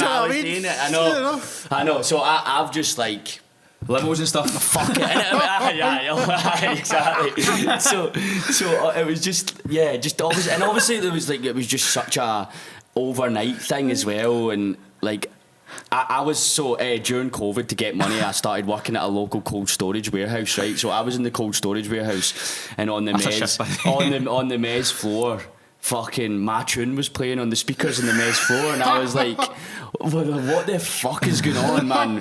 Nobody can go to any clubs. I've got a tune in the charts on Radio 1 getting played at my work, and I'm sitting here fucking at this cold storage. Do you know what I mean? Aye, like it was so fucking weird to comprehend. But then I think that as well, like, because there's a few DJs like that I've now come up with, and most of them are younger than me, or were younger than me at that point anyway. Like I was 27 when I broke through, so I always thought like I've kind of done my party, and I partied hard when I was younger. You've done your time, kind of thing. So that's the point I was getting to in my life, and I was like, well, when this comes around, I won't be anywhere near as bad as I was a few years ago. Then fucking COVID happened, and I was like, no, I'm ready to party. Do you know what I mean? So, but I definitely, like, as much as I fucking like ripped the arse out it and went mental.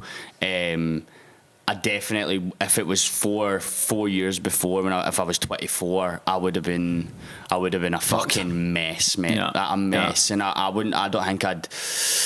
Not that I wouldn't like be here today, but I definitely either would have packed it in, or like I would have just lost my head. And there's a few like kind of younger DJs that I worry about, and I can see the difference of me just being that little bit older. Yeah.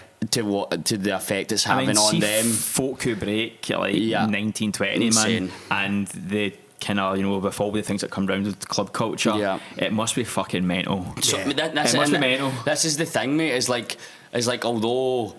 It would have been good to do all this when I was younger. Like, I'm so fucking glad I wasn't younger, mate, because I could the pressure and the expectations and like I would not have dealt with what I've been through in the last few years. I would not have dealt with it well if I was younger. No, so like no way. Quite a good thing. 100%. I'm so grateful. You are older. A bit older. Yeah, for sure, mate. Yeah, for sure. See the like. Obviously, you're quite a kind of sensitive kind of person, right, and whatnot. And see the attention, right? How was it mentally on you? I mean, was it a struggle at times? Because see, it must have been such an incredible. I mean, you were working in a warehouse, do you know what I mean? And then you're flying all over the world. Yeah. And saying that, it was like. I fucking like. I loved the attention, mate. I loved it. Like, I was just like, fuck it. Like, I've done what. I'm not gonna be underground Ewan when I'm fucking in the charts. I'm just gonna have fun. So I was just like having fun. I remember there was one time. I had a bit of a moment. I was pissing myself. I was at Foo Bar in Stirling, right?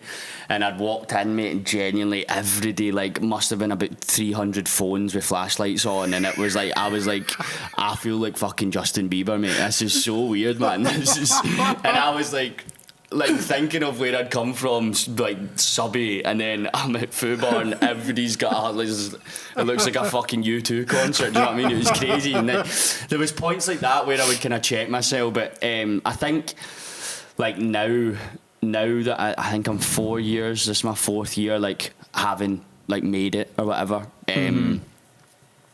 Like I've probably struggled a bit. Like, cause like you've seen, you're right to say I'm sensitive. That you've seen me cry in the Subby booth, like just because how much it means to me. No, absolutely. But it's also, I mean, like, it's getting that level of attention. Yeah. Like, it's amazing because you're getting. It's amazing at the time. It's amazing, but like, see, like, obviously, when I'm doing lights, and we'll talk about those kind of nights. But see, being in the booth, right, standing beside you, and there's like 5.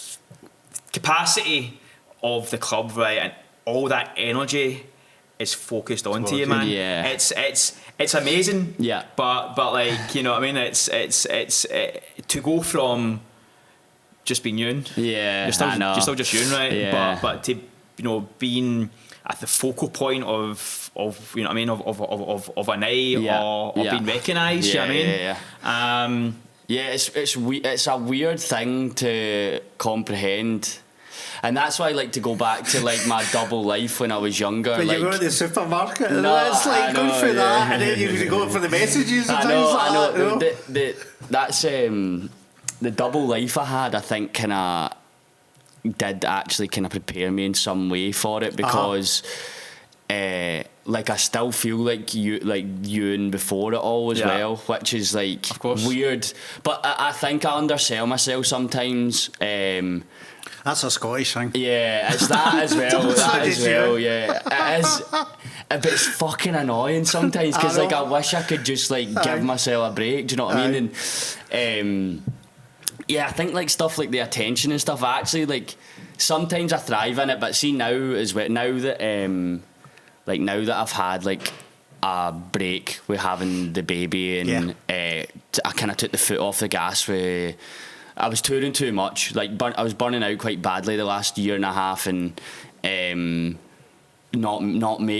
actually been making music the whole time, but like my confidence was going down for some reason, mate. And like I think it's obviously coming out this hysteria of Tell Me Something Good, and now I'm like, it's weird because you'd think you become more confident, right? Because you're getting all this attention, right? And everyone's kind of telling you how amazing you are. But like before we you did mention obviously you just recently become a father at the start of this year or the end of last year.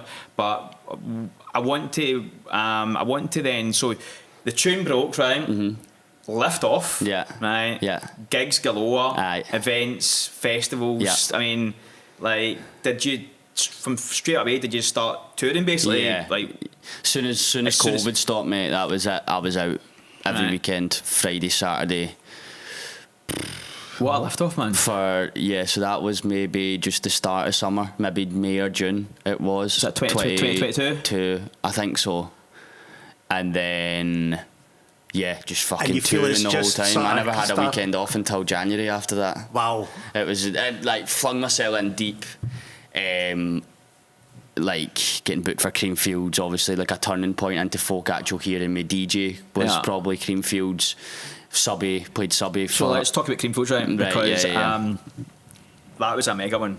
Yeah, insane, mate, insane. So like, I mean, how big was the crowd? 22,000 or something. 22 to see you. Yeah. So. The Creamfields before that, you were in the crowd, right? Yeah. To see the tune. Exactly, yeah. The first Creamfields after... You jumped the barrier. COVID, you're behind the barrier. You've got 22,000 people. Insane. I mean... Insane. That's quite a difference from the last, from the one that you went to. And as well, what's mad about that is like, you see, like, I fucking hate social media, mate. I used to love it, and like...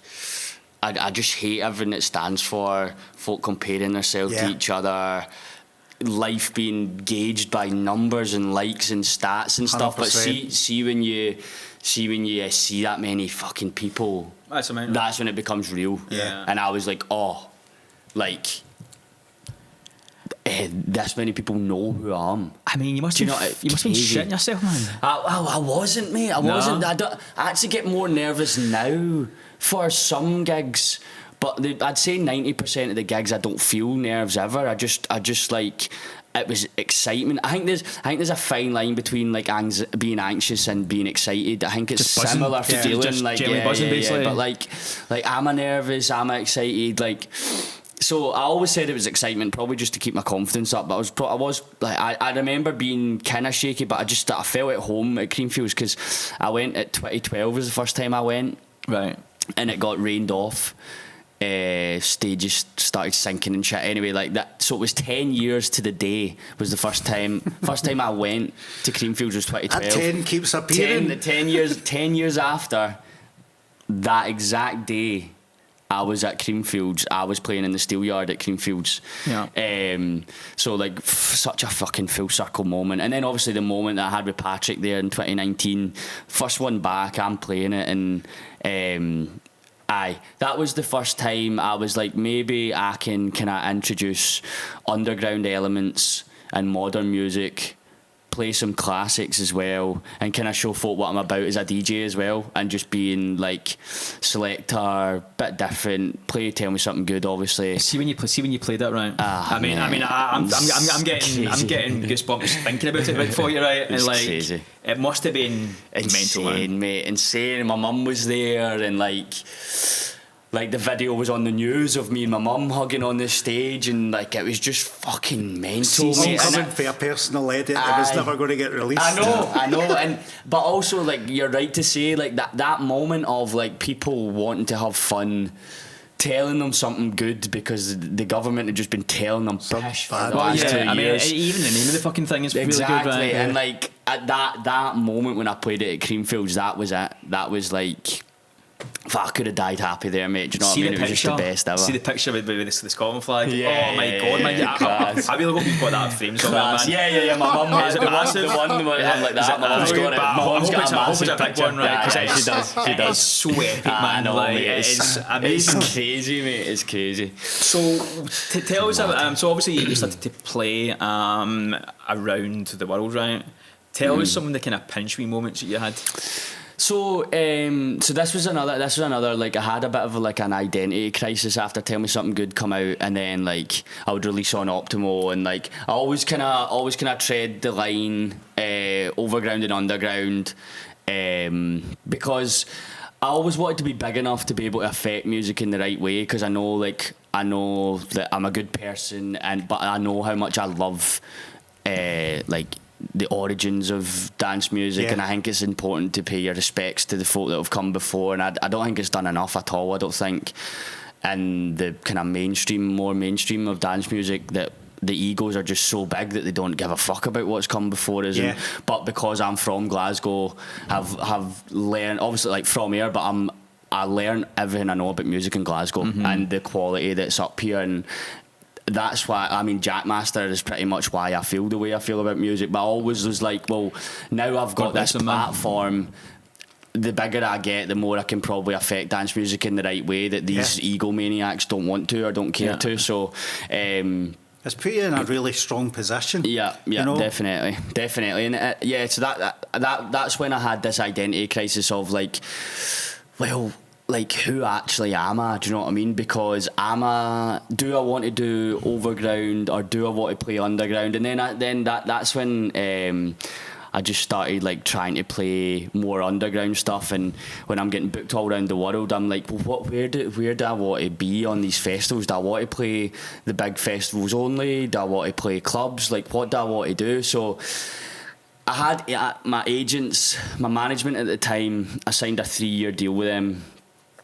And I wasn't happy. I wasn't happy with how I was getting treated. There was loads of shit going on, and I just felt like I was getting held back for some whatever fucking reason. I felt like I was getting held back, and I didn't think they believed in me. I wasn't happy at all. And then my agents in the UK, I was telling them, like, for this brand to work, the brand is me. For it to work, you need to show both sides of what I can do. I've got all this knowledge and I'm just playing fucking commercial music pretty much. I pretty much have to. If I don't, I'll get crucified in these big stages. But to show my knowledge, I need to be booked. There needs to be a balance of good, cool and underground. So were you getting booked for like more commercial stuff? So then? Well, it was kind of like, because the hysteria of Trick, because the Trick label was after Tell Me Something Good just fucking went stratospheric. Right. I was getting booked, like, I was obviously playing Trick parties as well for Patrick, but I was conscious of like, I don't want to be pigeonholed into being only Trick, into that into one genre, only that, right? So hamster a lot of people. Of course, and I said to my agents, like, you need to get me these cool gigs. I don't know what you need to do, but you need to knock the doors down. And Subby's been a fucking saving factor for that, because I feel fulfilled every time I play Subby. Fabric also put a lot of faith in me, so playing Subby, they were good. They were definitely good for scratching that itch, but for the cooler festivals, I just wasn't getting the gigs, and my story wasn't getting told, and that was holding me back, I think, because I think it's important to educate everyone in exactly what my breadth of knowledge in this. So to go back to the gigs and being overseas, I got booked for Australia, and I did a tour there in New Zealand and Australia. And how soon after that was Tell Me Something Good? It was a year after. A year after I got booked in Australia. No, it was this. I think it was 22. Right. I think it was 22. It was the year. Winter, the summer kind of thing. Yeah. Right. So I done a run. I think it was our winter. Yeah.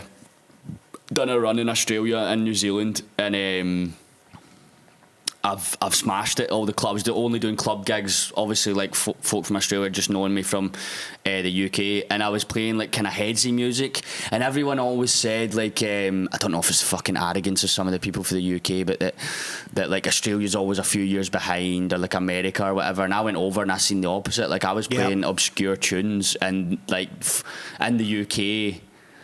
I'd say UK used to be, before COVID, was more headsy, but now obviously DJs went so more mainstream after COVID as well. But like there was the folk in the crowd were like into music in Australia, and I was buzzing off that. So what then happened was I got booked to play in Pitch music festival, which is predominantly left field.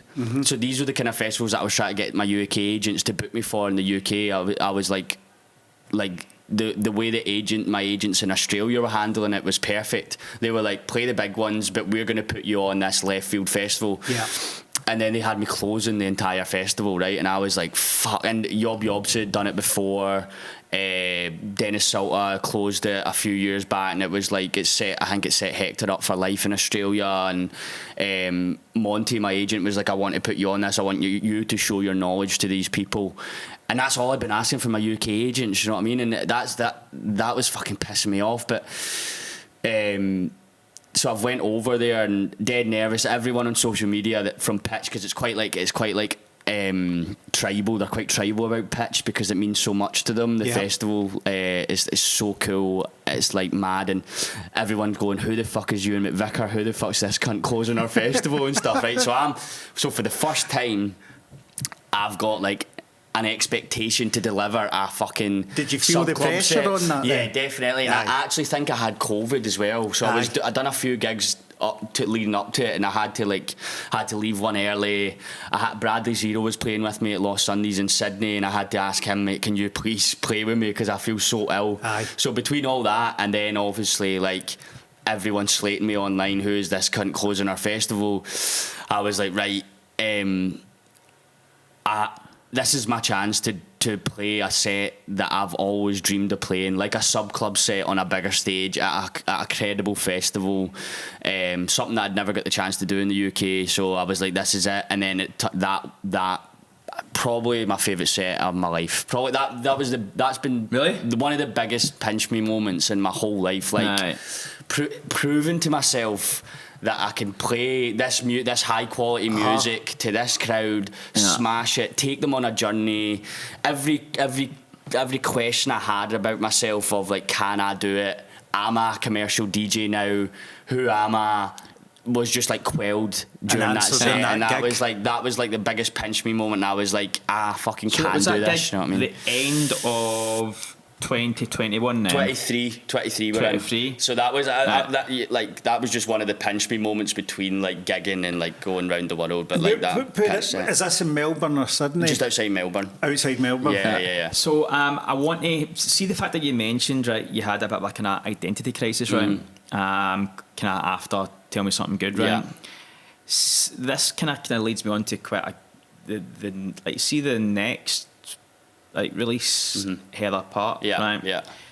That tune and what that tune's about is very much, you know exactly who you are and where you come from, right? Which is there's a connection there, Ewan, where like you've had this identity crisis almost, and in some way, and then Heather Park is very much your emotion and who you are, or you know where you come from. Do you want to kind of maybe tell us then about Heather Park? Because I think Heather Park was like almost like the subby in me screaming out like, let me out. Do you know what I mean? Like the sub club sound and what what I actually love at my core is sub club and like Heather Park, and probably like I'll probably never ever get sick of Heather Park just because what it means.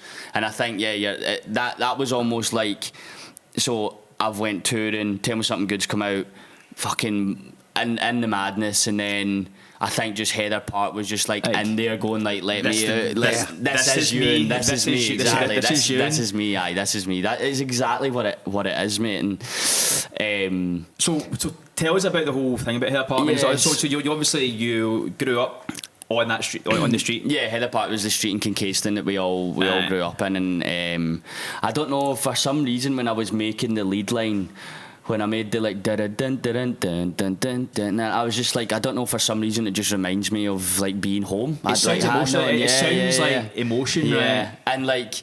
And I think because I'd been through all this madness with Tell Me Something Good, it would just like, it was like, oh well, like a simpler time in my life was when it was just me and my family at Heather Park, like, and we didn't have anything but the love of each other, just to, because I lost my dad. My mum was a single mum. We are a very, very close family, a very, very small family. Like literally, it's just like the four of us. You know what I mean? And it's we're such a tight knit family just because what the family's been through, and now my life is so much more complicated and mad, and I'm spinning all these plates. Like, I wish I could just go back to that time of just like fucking knowing what it's like to not have all this shit going on in your head. Do you know what I mean? And that's what it was about, because it was like, well, you're all these fucking like DJ, like electronic music magazines and stuff, just try to constantly pigeonhole me into a tech house DJ, and like I played the Mix Mag set, and they put it up, Ewan McVicar tech house set, and I was like, no, are you listening? Played like 5 different genres in this, like, and they're all trying to pigeonhole me, and I was like, do you know what? Fuck you! Like, I'll pigeonhole myself into what I think I am, and I don't know what I am, so that's what I am. Do you know what I mean? And I was like, well, that's Heather Park. Fuck yous. Heather Park seems like just a great response. Yeah. Not just for them, but for you. It's like for you too. It's like, no, this is, and like, so tell us about, because I watched the video recently, right? Yeah. And to be honest with you, it brings a tear to my eye when I'm watching amazing. It, man. Like, it's so sweet because it's filmed all around it's class, and like, you know, it usually, the video has like recordings of your mum talking on it and stuff like that, and images of you when you're younger, and like, see when honestly, man, see when you've done your all nighters, right, and like the kind of, you start to bring the honestly, man, see the it's insane, isn't it? Like, I can totally, because that was made for the subby as well. It was made with the subby in mind. Like, I know I'm going to be closing Sub Club with this tune, and that's what it was made for. Right now, actually thinking about it, man, because it's such I know, every time some of the moments we've had in that booth with that tune is fucking ridiculous, mate. But and like it's such a, I mean, I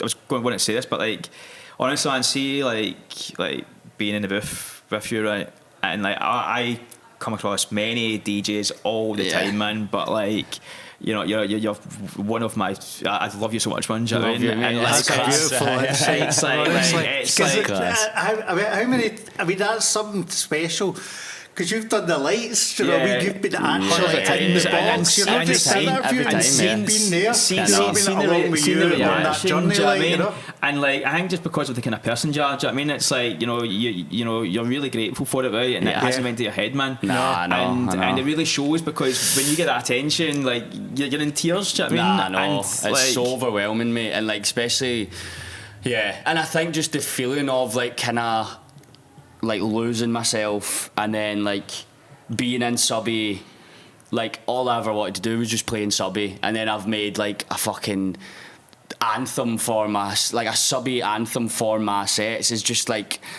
and like the love you get from the crowd in there is just like it's mega, fucking man. Like, you can feel the love in the room when I'm playing. It comes kind of slightly on top of you, because it's kind of angled the and booth, then like cunts slag me online, and like this guy's crying again, and I'm just like, if I could explain to you what I've put myself through to be here right now, like the least I can do for myself is have a great in the booth. Totally, man. So it's I mean, there's nothing like it, mate, and that's why Subby's my favourite place in the world, mate. It's just nothing like that feeling. Speaking of that, right, so you you did a residency at the club. What year was that? Again, was that 2023 or something like that? I think that was the winter 23. That was winter 23, right? And Heather Park came out in 2022. I think so, mate. Yeah, I can't remember when. It was either 22 or 23. Heather Park was out on Ninja Tune. I had a feeling it would have been 22. Yeah. If Tell Me Something Good was out in 21 or 22, was it 22? 2021, yeah. How did you end up getting onto Ninja Tunes? I mean, did you? So the guy I deal with, Luke Wren, I'm like pals with. I don't know if he reached out to me or I reached out to him. I can't remember, because I think they might have heard the Optimo release and then been like, oh, he's got on like the radar. more. Yeah. And then I think at the time, like, I probably could have approached any label in the UK and we would have had a conversation anyway, but apart from like your Warped or your XL, obviously.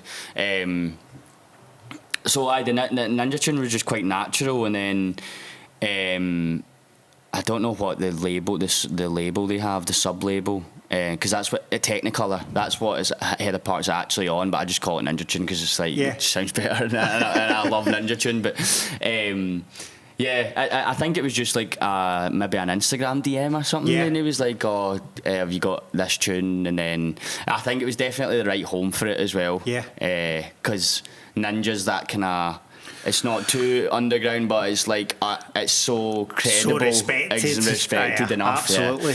Yeah. So that's it. So obviously you kind of broke and you've got all this kind of like success. Can you tell us some of the kind of things which kind of like, so you got a BBC Radio 1 residency? Yeah. Right. So what was that? Was that like, that was just, they approached me and then said they have like, I think from time to time they have like this residency show and they offer it to DJs and stuff, and then they offered me to do it, and I've seen that as like an educational moment rather than just playing like bangers. So I took them through, like, I think I had one episode.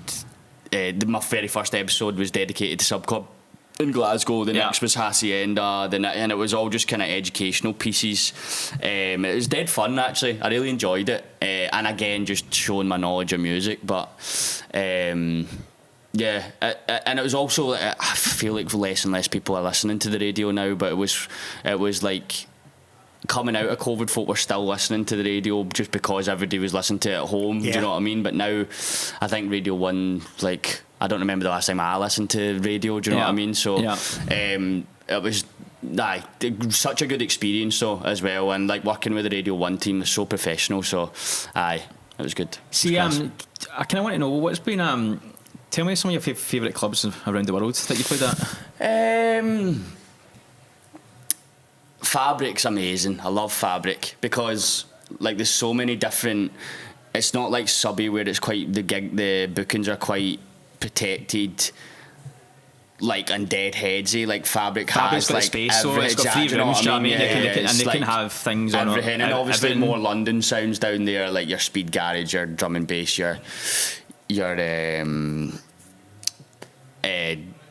jungle and stuff like that. It's more obviously all more down there. So, but like I always seen Fabric as like the Subby of London or England. Do you know what I mean? So I was like, well, when I go down there, I'm going to play what I would play in Subby. So played Room 2. That Room 2 in Fabric is probably one of my favourite club in England for sure. Yeah. The Concourse at Warehouse Project's amazing. I've had so many good memories there. High, the club room in High in Ibiza is my favourite sound system in the world. Sound system's off the scale. Oh, it's like ridiculous, mate. Like that feeling of the Subby like punching you in the throat, like that when you go in High in the club room is just crazy. And that I found quite a good home there in High, definitely. And the toilets are amazing.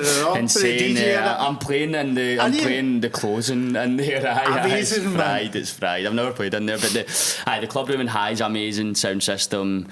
There was a club in Wellington in New Zealand called 121, and it reminded me of Subby. It's closed now, but yeah, it was cool. It was cool as fuck. And then I've not played it yet, but I'm playing Smart Bar in a month. Oh yeah, aye mate. So I'm excited for that. Yeah, well excited for that because I like just history of music. Absolutely. And fucking crazy. But there's a few, mate. There's a few. See, I want to kind of speak about some of the kind of remixes or people you've remixed, right? Because you've remixed quite some big names, insane. Man. I mean, you've got Groove Armada, Chemical Brothers, and didn't you knock back Elton John? I did actually. Fucking hell, I forgot about that. I think it was Elton John and SG Lewis. What was that about? fucking no idea, mate. They sent me, like, do you want to do this remix? And I was like, nah, not really, yeah. I bet he's not really used to hearing that. No, I know. Was it just not right for you at the time or something like that? It was just like I can usually hear anything. I could like remix anything, but pick like up something within the track. Right, I could not at all. Like, I just wasn't catching a vibe off it. And when I'm remixing like Chemical Brothers, Left Field, Groove Armada, like I don't want to be remixing something that you don't think is right. Exactly, yeah. So the Chemical Brothers, tell us about how the remix for the Chemical Brothers. What was the tune called? No Reason. No Reason. Yeah. So the Chemical Brothers had released this tune. Ultimate fucking rave. Yeah, like that's like, I'd say between Daft Punk and Chems, they're like my Daft Punk next. Yeah, mate. Imagine. I wish that would be the fucking ultimate. I was actually talking to Busy P yesterday. Oh, were you? And he wants to. Ed Banger have just started a digital only label called Ed Banger Digital or something. I don't know what it's called. And he wants to sign one of my records. Oh, really? Wow, man. Yeah, Busy P. What tune would you do for Daft Punk with remix? What one would I remix? Oh, I don't know, mate. I don't know if I would think remix about that Daft Punk, because you have to think about it, don't you? Yeah. I don't know. I don't know. Alive? I love Alive. I think Alive with what a different structure. What can you do about it? No, see, it's got everything, but like I've actually just started playing that as well, Alive, a lot in my sets. Mega. So good, mate. But the Chemical Brothers, mate, it came about. I think my manager at the time, Terry, she knew somebody in their team or something like that, and she was like, Ewan wants to do a remix for you so badly, and I don't think they'd done many people remix their stuff. So I think I was like the first person in like a while or a number of years that had remixed the Chemical Brothers. So I got the stems through, and it was kind of French housey, like do do do do. And I was like, I could make like a Frenchy kind of choppy and get it going, or I could like approach it in like the weirdest way ever and do what I would love the Chemical Brothers to do. So they'd made this kind of poppy Frenchy tune, and obviously the Chemical Brothers style, like just the coolest shit ever. And I was like, what could be mental for this? So I was like, well, they like breaks. I've actually never really made a tune with a break beat predominantly, so I was like, well, I'm going to make like a 1994 kind of Prodigy-esque style tune. So I started with this like dark fucking break beat, and then I was like, in the middle of this, I'm just going to put a fucking police siren and make a break beat with just huge rave stabs. How could it go wrong? I know, exactly. and I never really play it because it doesn't really suit a thingy, but it was just to remix Chemical Brothers, how could I do it in a memorable way? And then that's why I approached it like that, and I was like, Ewan McVicar 1994 remix, and I put I tried to make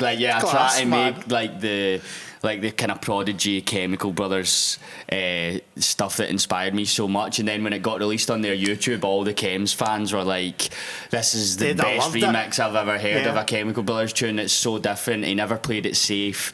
He fucking went for it, and it was just so good, mate. I read that comment on YouTube. So good, I watched it today. When I was seeing like their fans comment on my music, that's fucking crazy. Do you know what I mean? And that it was such a buzz for me, and I'd say that's one of my proudest moments in my career, and this is why I get annoyed at myself, because like I'll say I'm like no cool sometimes, and I'm like, how can you feel like this about yourself when you've remixed the Chemical Brothers or Left Field? Do you know what I mean? And that's like, I presume you don't want it to like go to your head, right? No, so if you kind of sometimes tell yourself like, oh, I'm a bit crap, I'm a bit this, I'm a bit this, it just kind of keeps you a bit kind of down.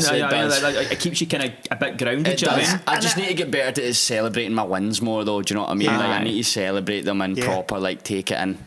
But I don't do it enough. I mean, artists are always critical they are. Of their tracks, you know, because I guess is at the point that a track's never finished until you just are like, right, that needs to finish, do you know what I mean? But then you'll hear stuff, you know. I think what I would say too is, see, when you do something for quite a long time, right, like playing music or doing lights or whatnot, or you know, you've done it enough to know when you've done all right. Exactly. You've done enough though to know you could have done a wee bit better. It didn't click for you, but you know, with the experience, you kind of know when you've done shite or when you've done all right. Yeah.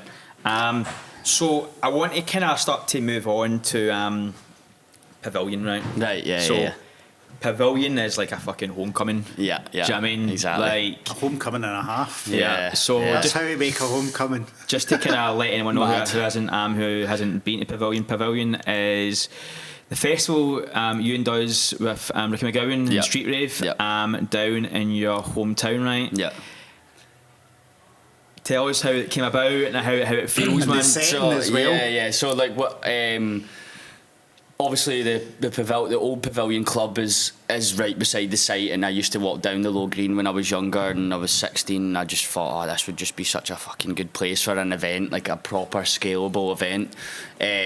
Obviously just a dream, never thought it possible, and then like I've had like the career I've had now in it, and Tell Me Something Good just enabled me to like for some of these dreams to become maybe a reality. And I approached Ricky. I done a live stream in lockdown for Street Rave. They did a big like live stream all day for people in their kitchens and stuff, and I played on that, and that was the first time I'd met Ricky. And Street Rave were like my muse, because it was like the only time good music was.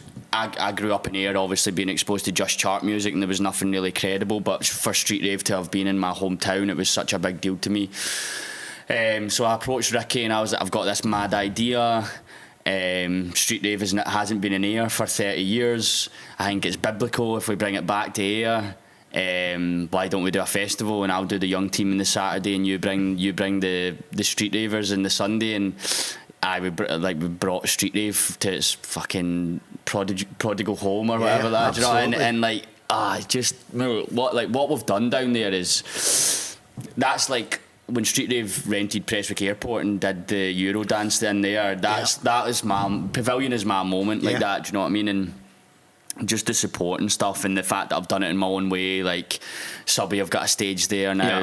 Like 10 has a stage. Like my old illegal raves, and then Optimal played it. Optimal played every year. The only DJs to play every year are Optimal, and having like Scream. Ketama, Ben Hemsley, Sally C, Floor Plan played last year.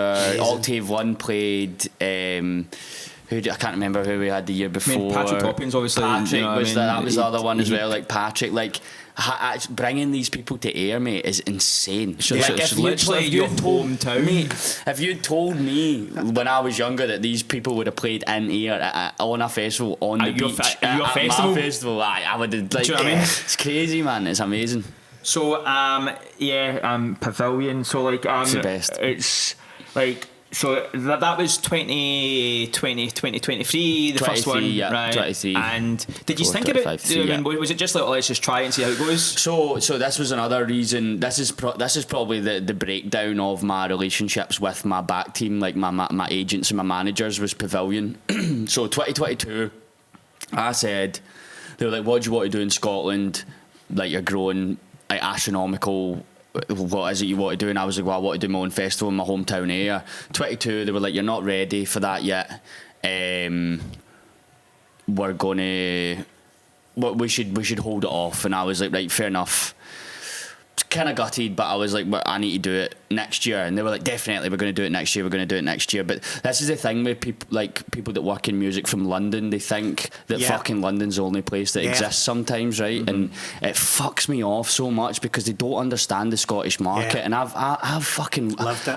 Exactly. Like, I've lived it, and you fear it. Do you know what I mean? Exactly. And next year comes.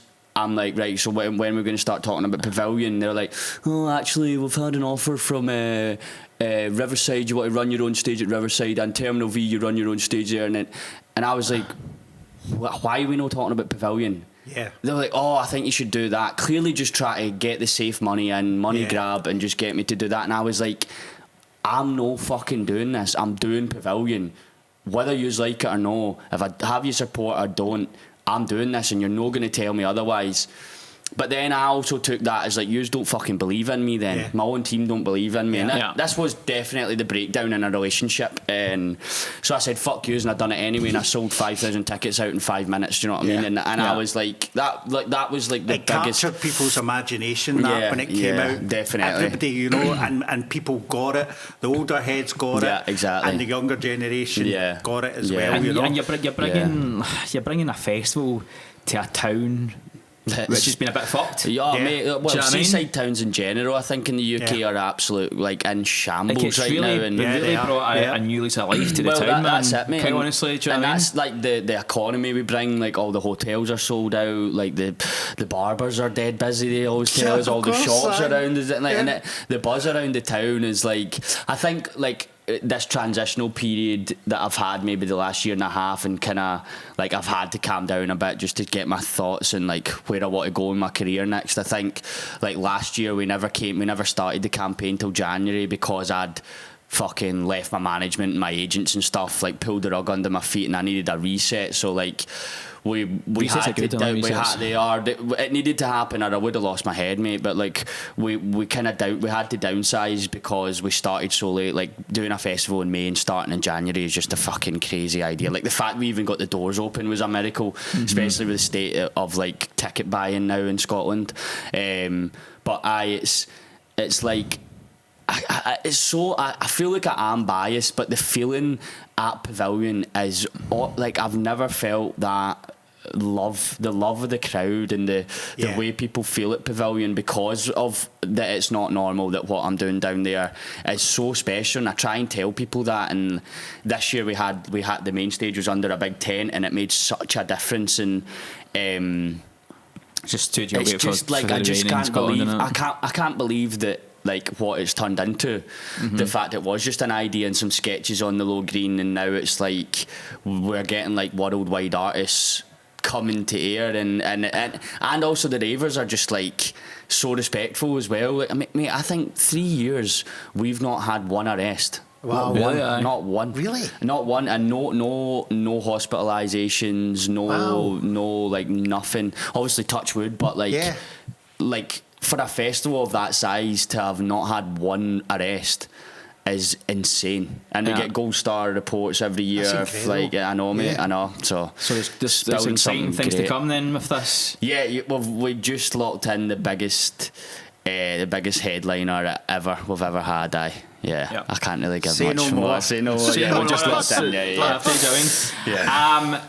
Cool. So and just to speak about Pavilion, just to finish off with that one, you know, your mum's family's all involved, aren't they? They're always cutting about. Did your mum not run the merch store or something like that? Yeah, so my mum started Ewan's Moz merch. So so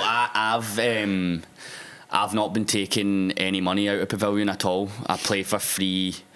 I have the last 2 years, and like my mum was like, what's your fucking festival? So you should be getting some money. And she was like, I'm going to start a Ewan's Moz merch. So my mum started Ewan's Moz merch, took my logos, and I was like, Mum, fuck it, like on you go. Just go. Yeah. And my mum's a fucking nutter, but it's like she's the best mum ever. And so she started Ewan's Moz merch, and it is like we do have like a family thing going on, definitely. And then the extended fucking Street Rave family as well, Ricky and Julie. I want to kind of speak about family a bit here, Ewan, because obviously, you know, your dad died before you were born, right?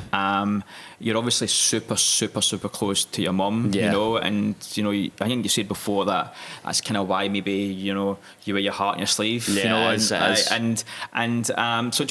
even your wee brother Rory, you know, he's your manager, isn't he? Tour manager, he's my tour manager. So like, there's a real kind of strong family vibe here, man. My stepdad Brian, he's that's another thing these cunts from London don't like as well, is the fact that I'm protected. Do you know what I mean? So like people run about you. So like like my stepdad Brian, so he's the chief exec at Motherwell now, but he's my accountant as well. So Brian does all, and he keeps it all in check. And mate, I know, and like saves me a fortune in accountancy anyway, but like also has like my stepdad Brian, he's the best guy in the world as well. They do, and my stepdad is just he's the best guy in the world, but he's so good with, obviously he runs a fucking football club, but the way he's managed my like finances and like just enabled me to have such a good life and such a good foundation for it all. But yeah, it's a proper family operation now. Like my wee brother Rory's been my tour manager for 3 years. We've travelled the world together. He's a cracking tour manager. He's the best ever. See, and he's just the nicest guy it's ever. Like he's sorted. Everything's fine. So switched on, I know, and that was he's good. He's quite calming, isn't he? Yeah. He's the chillest guy ever, mate. He said you'll be in a night out with him. We'll say 4 things, and they're the funniest 4 things you've heard out all night. Do you know what I mean? He's so class, mate.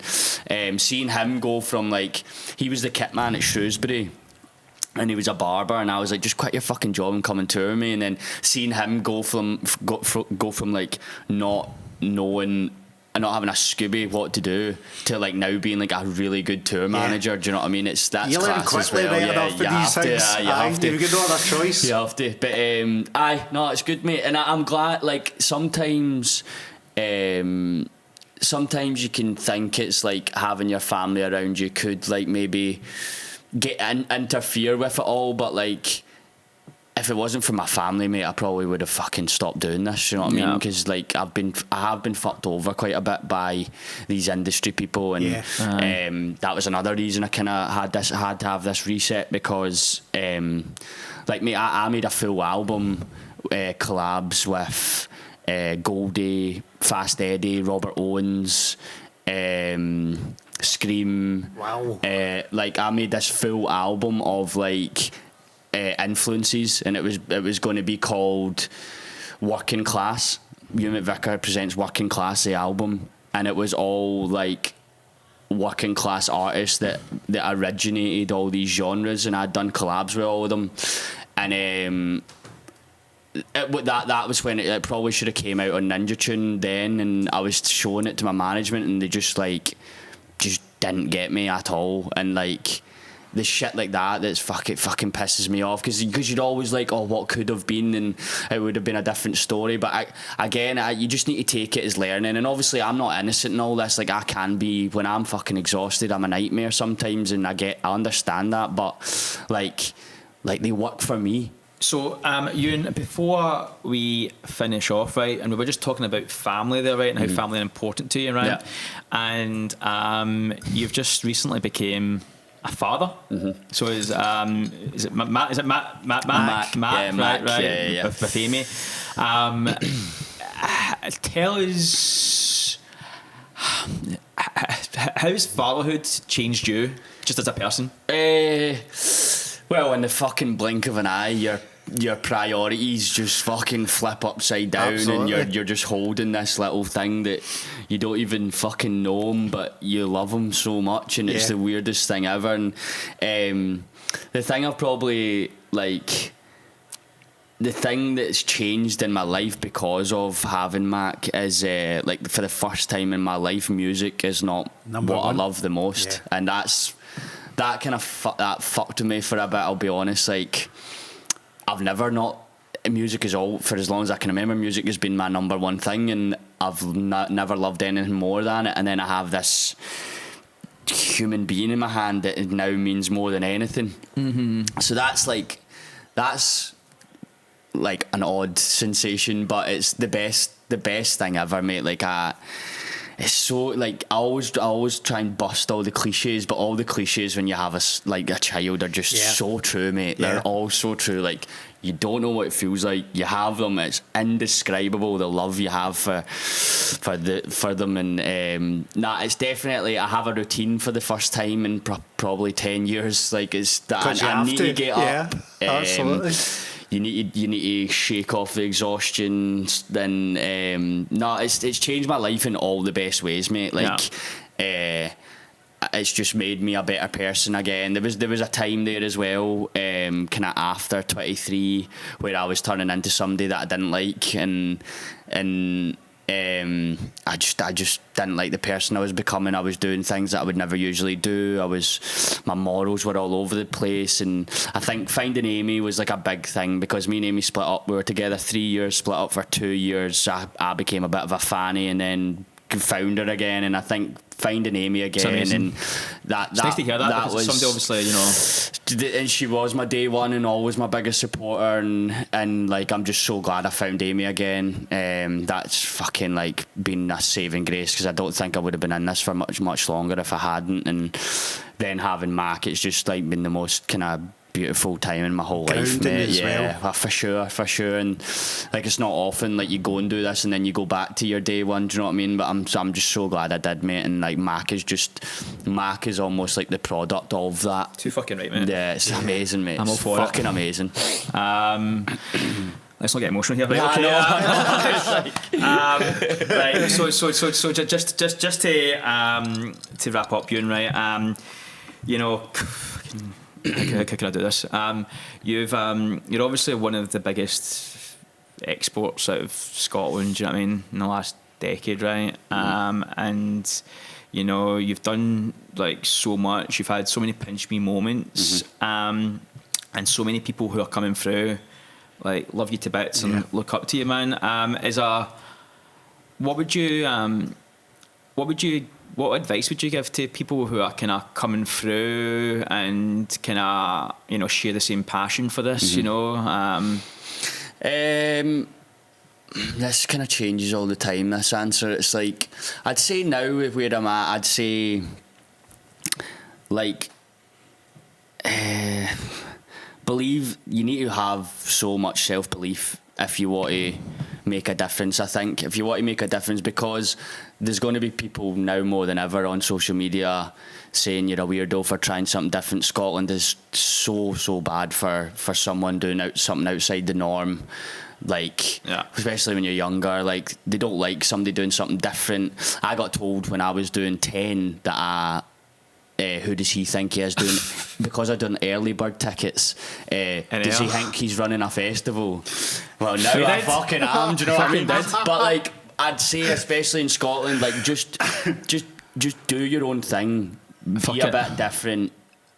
Believe in yourself, and pay respects to what's come before you. Like, I think like there's people I know have benefited off my kindness in this industry. Because I'm so kind, and I just like kind of like folk have benefited me, and now they don't respond to my messages, shit like that. Do you know what I mean? So I think like, yeah, just fucking pay respects to what's come before you and pay it forward. That's all I ever do, and I think that will set you in good stead if you want to get in this industry, and it will attract the people that you want it to attract as well, because you end up meeting the good people. Whereas if you aren't pure, then you end up meeting people that probably are this like not like that. So stay true to yourself. Stay true to yourself. Yeah. And just believe in yourself, man. Because if you don't, then it's fucking hard. If you don't. Yeah. Well, you're living proof. Yeah. Exactly, mate. Yeah. Thanks. Cheers. I think on that we're done. Yeah. On that note. Cheers, thank you so much, Ewan. Like, guys, that was Ewan McVicar. Cheers. Fucking love him, man. Cheers. Thank you, bro. Oh, mate. Love you, brother.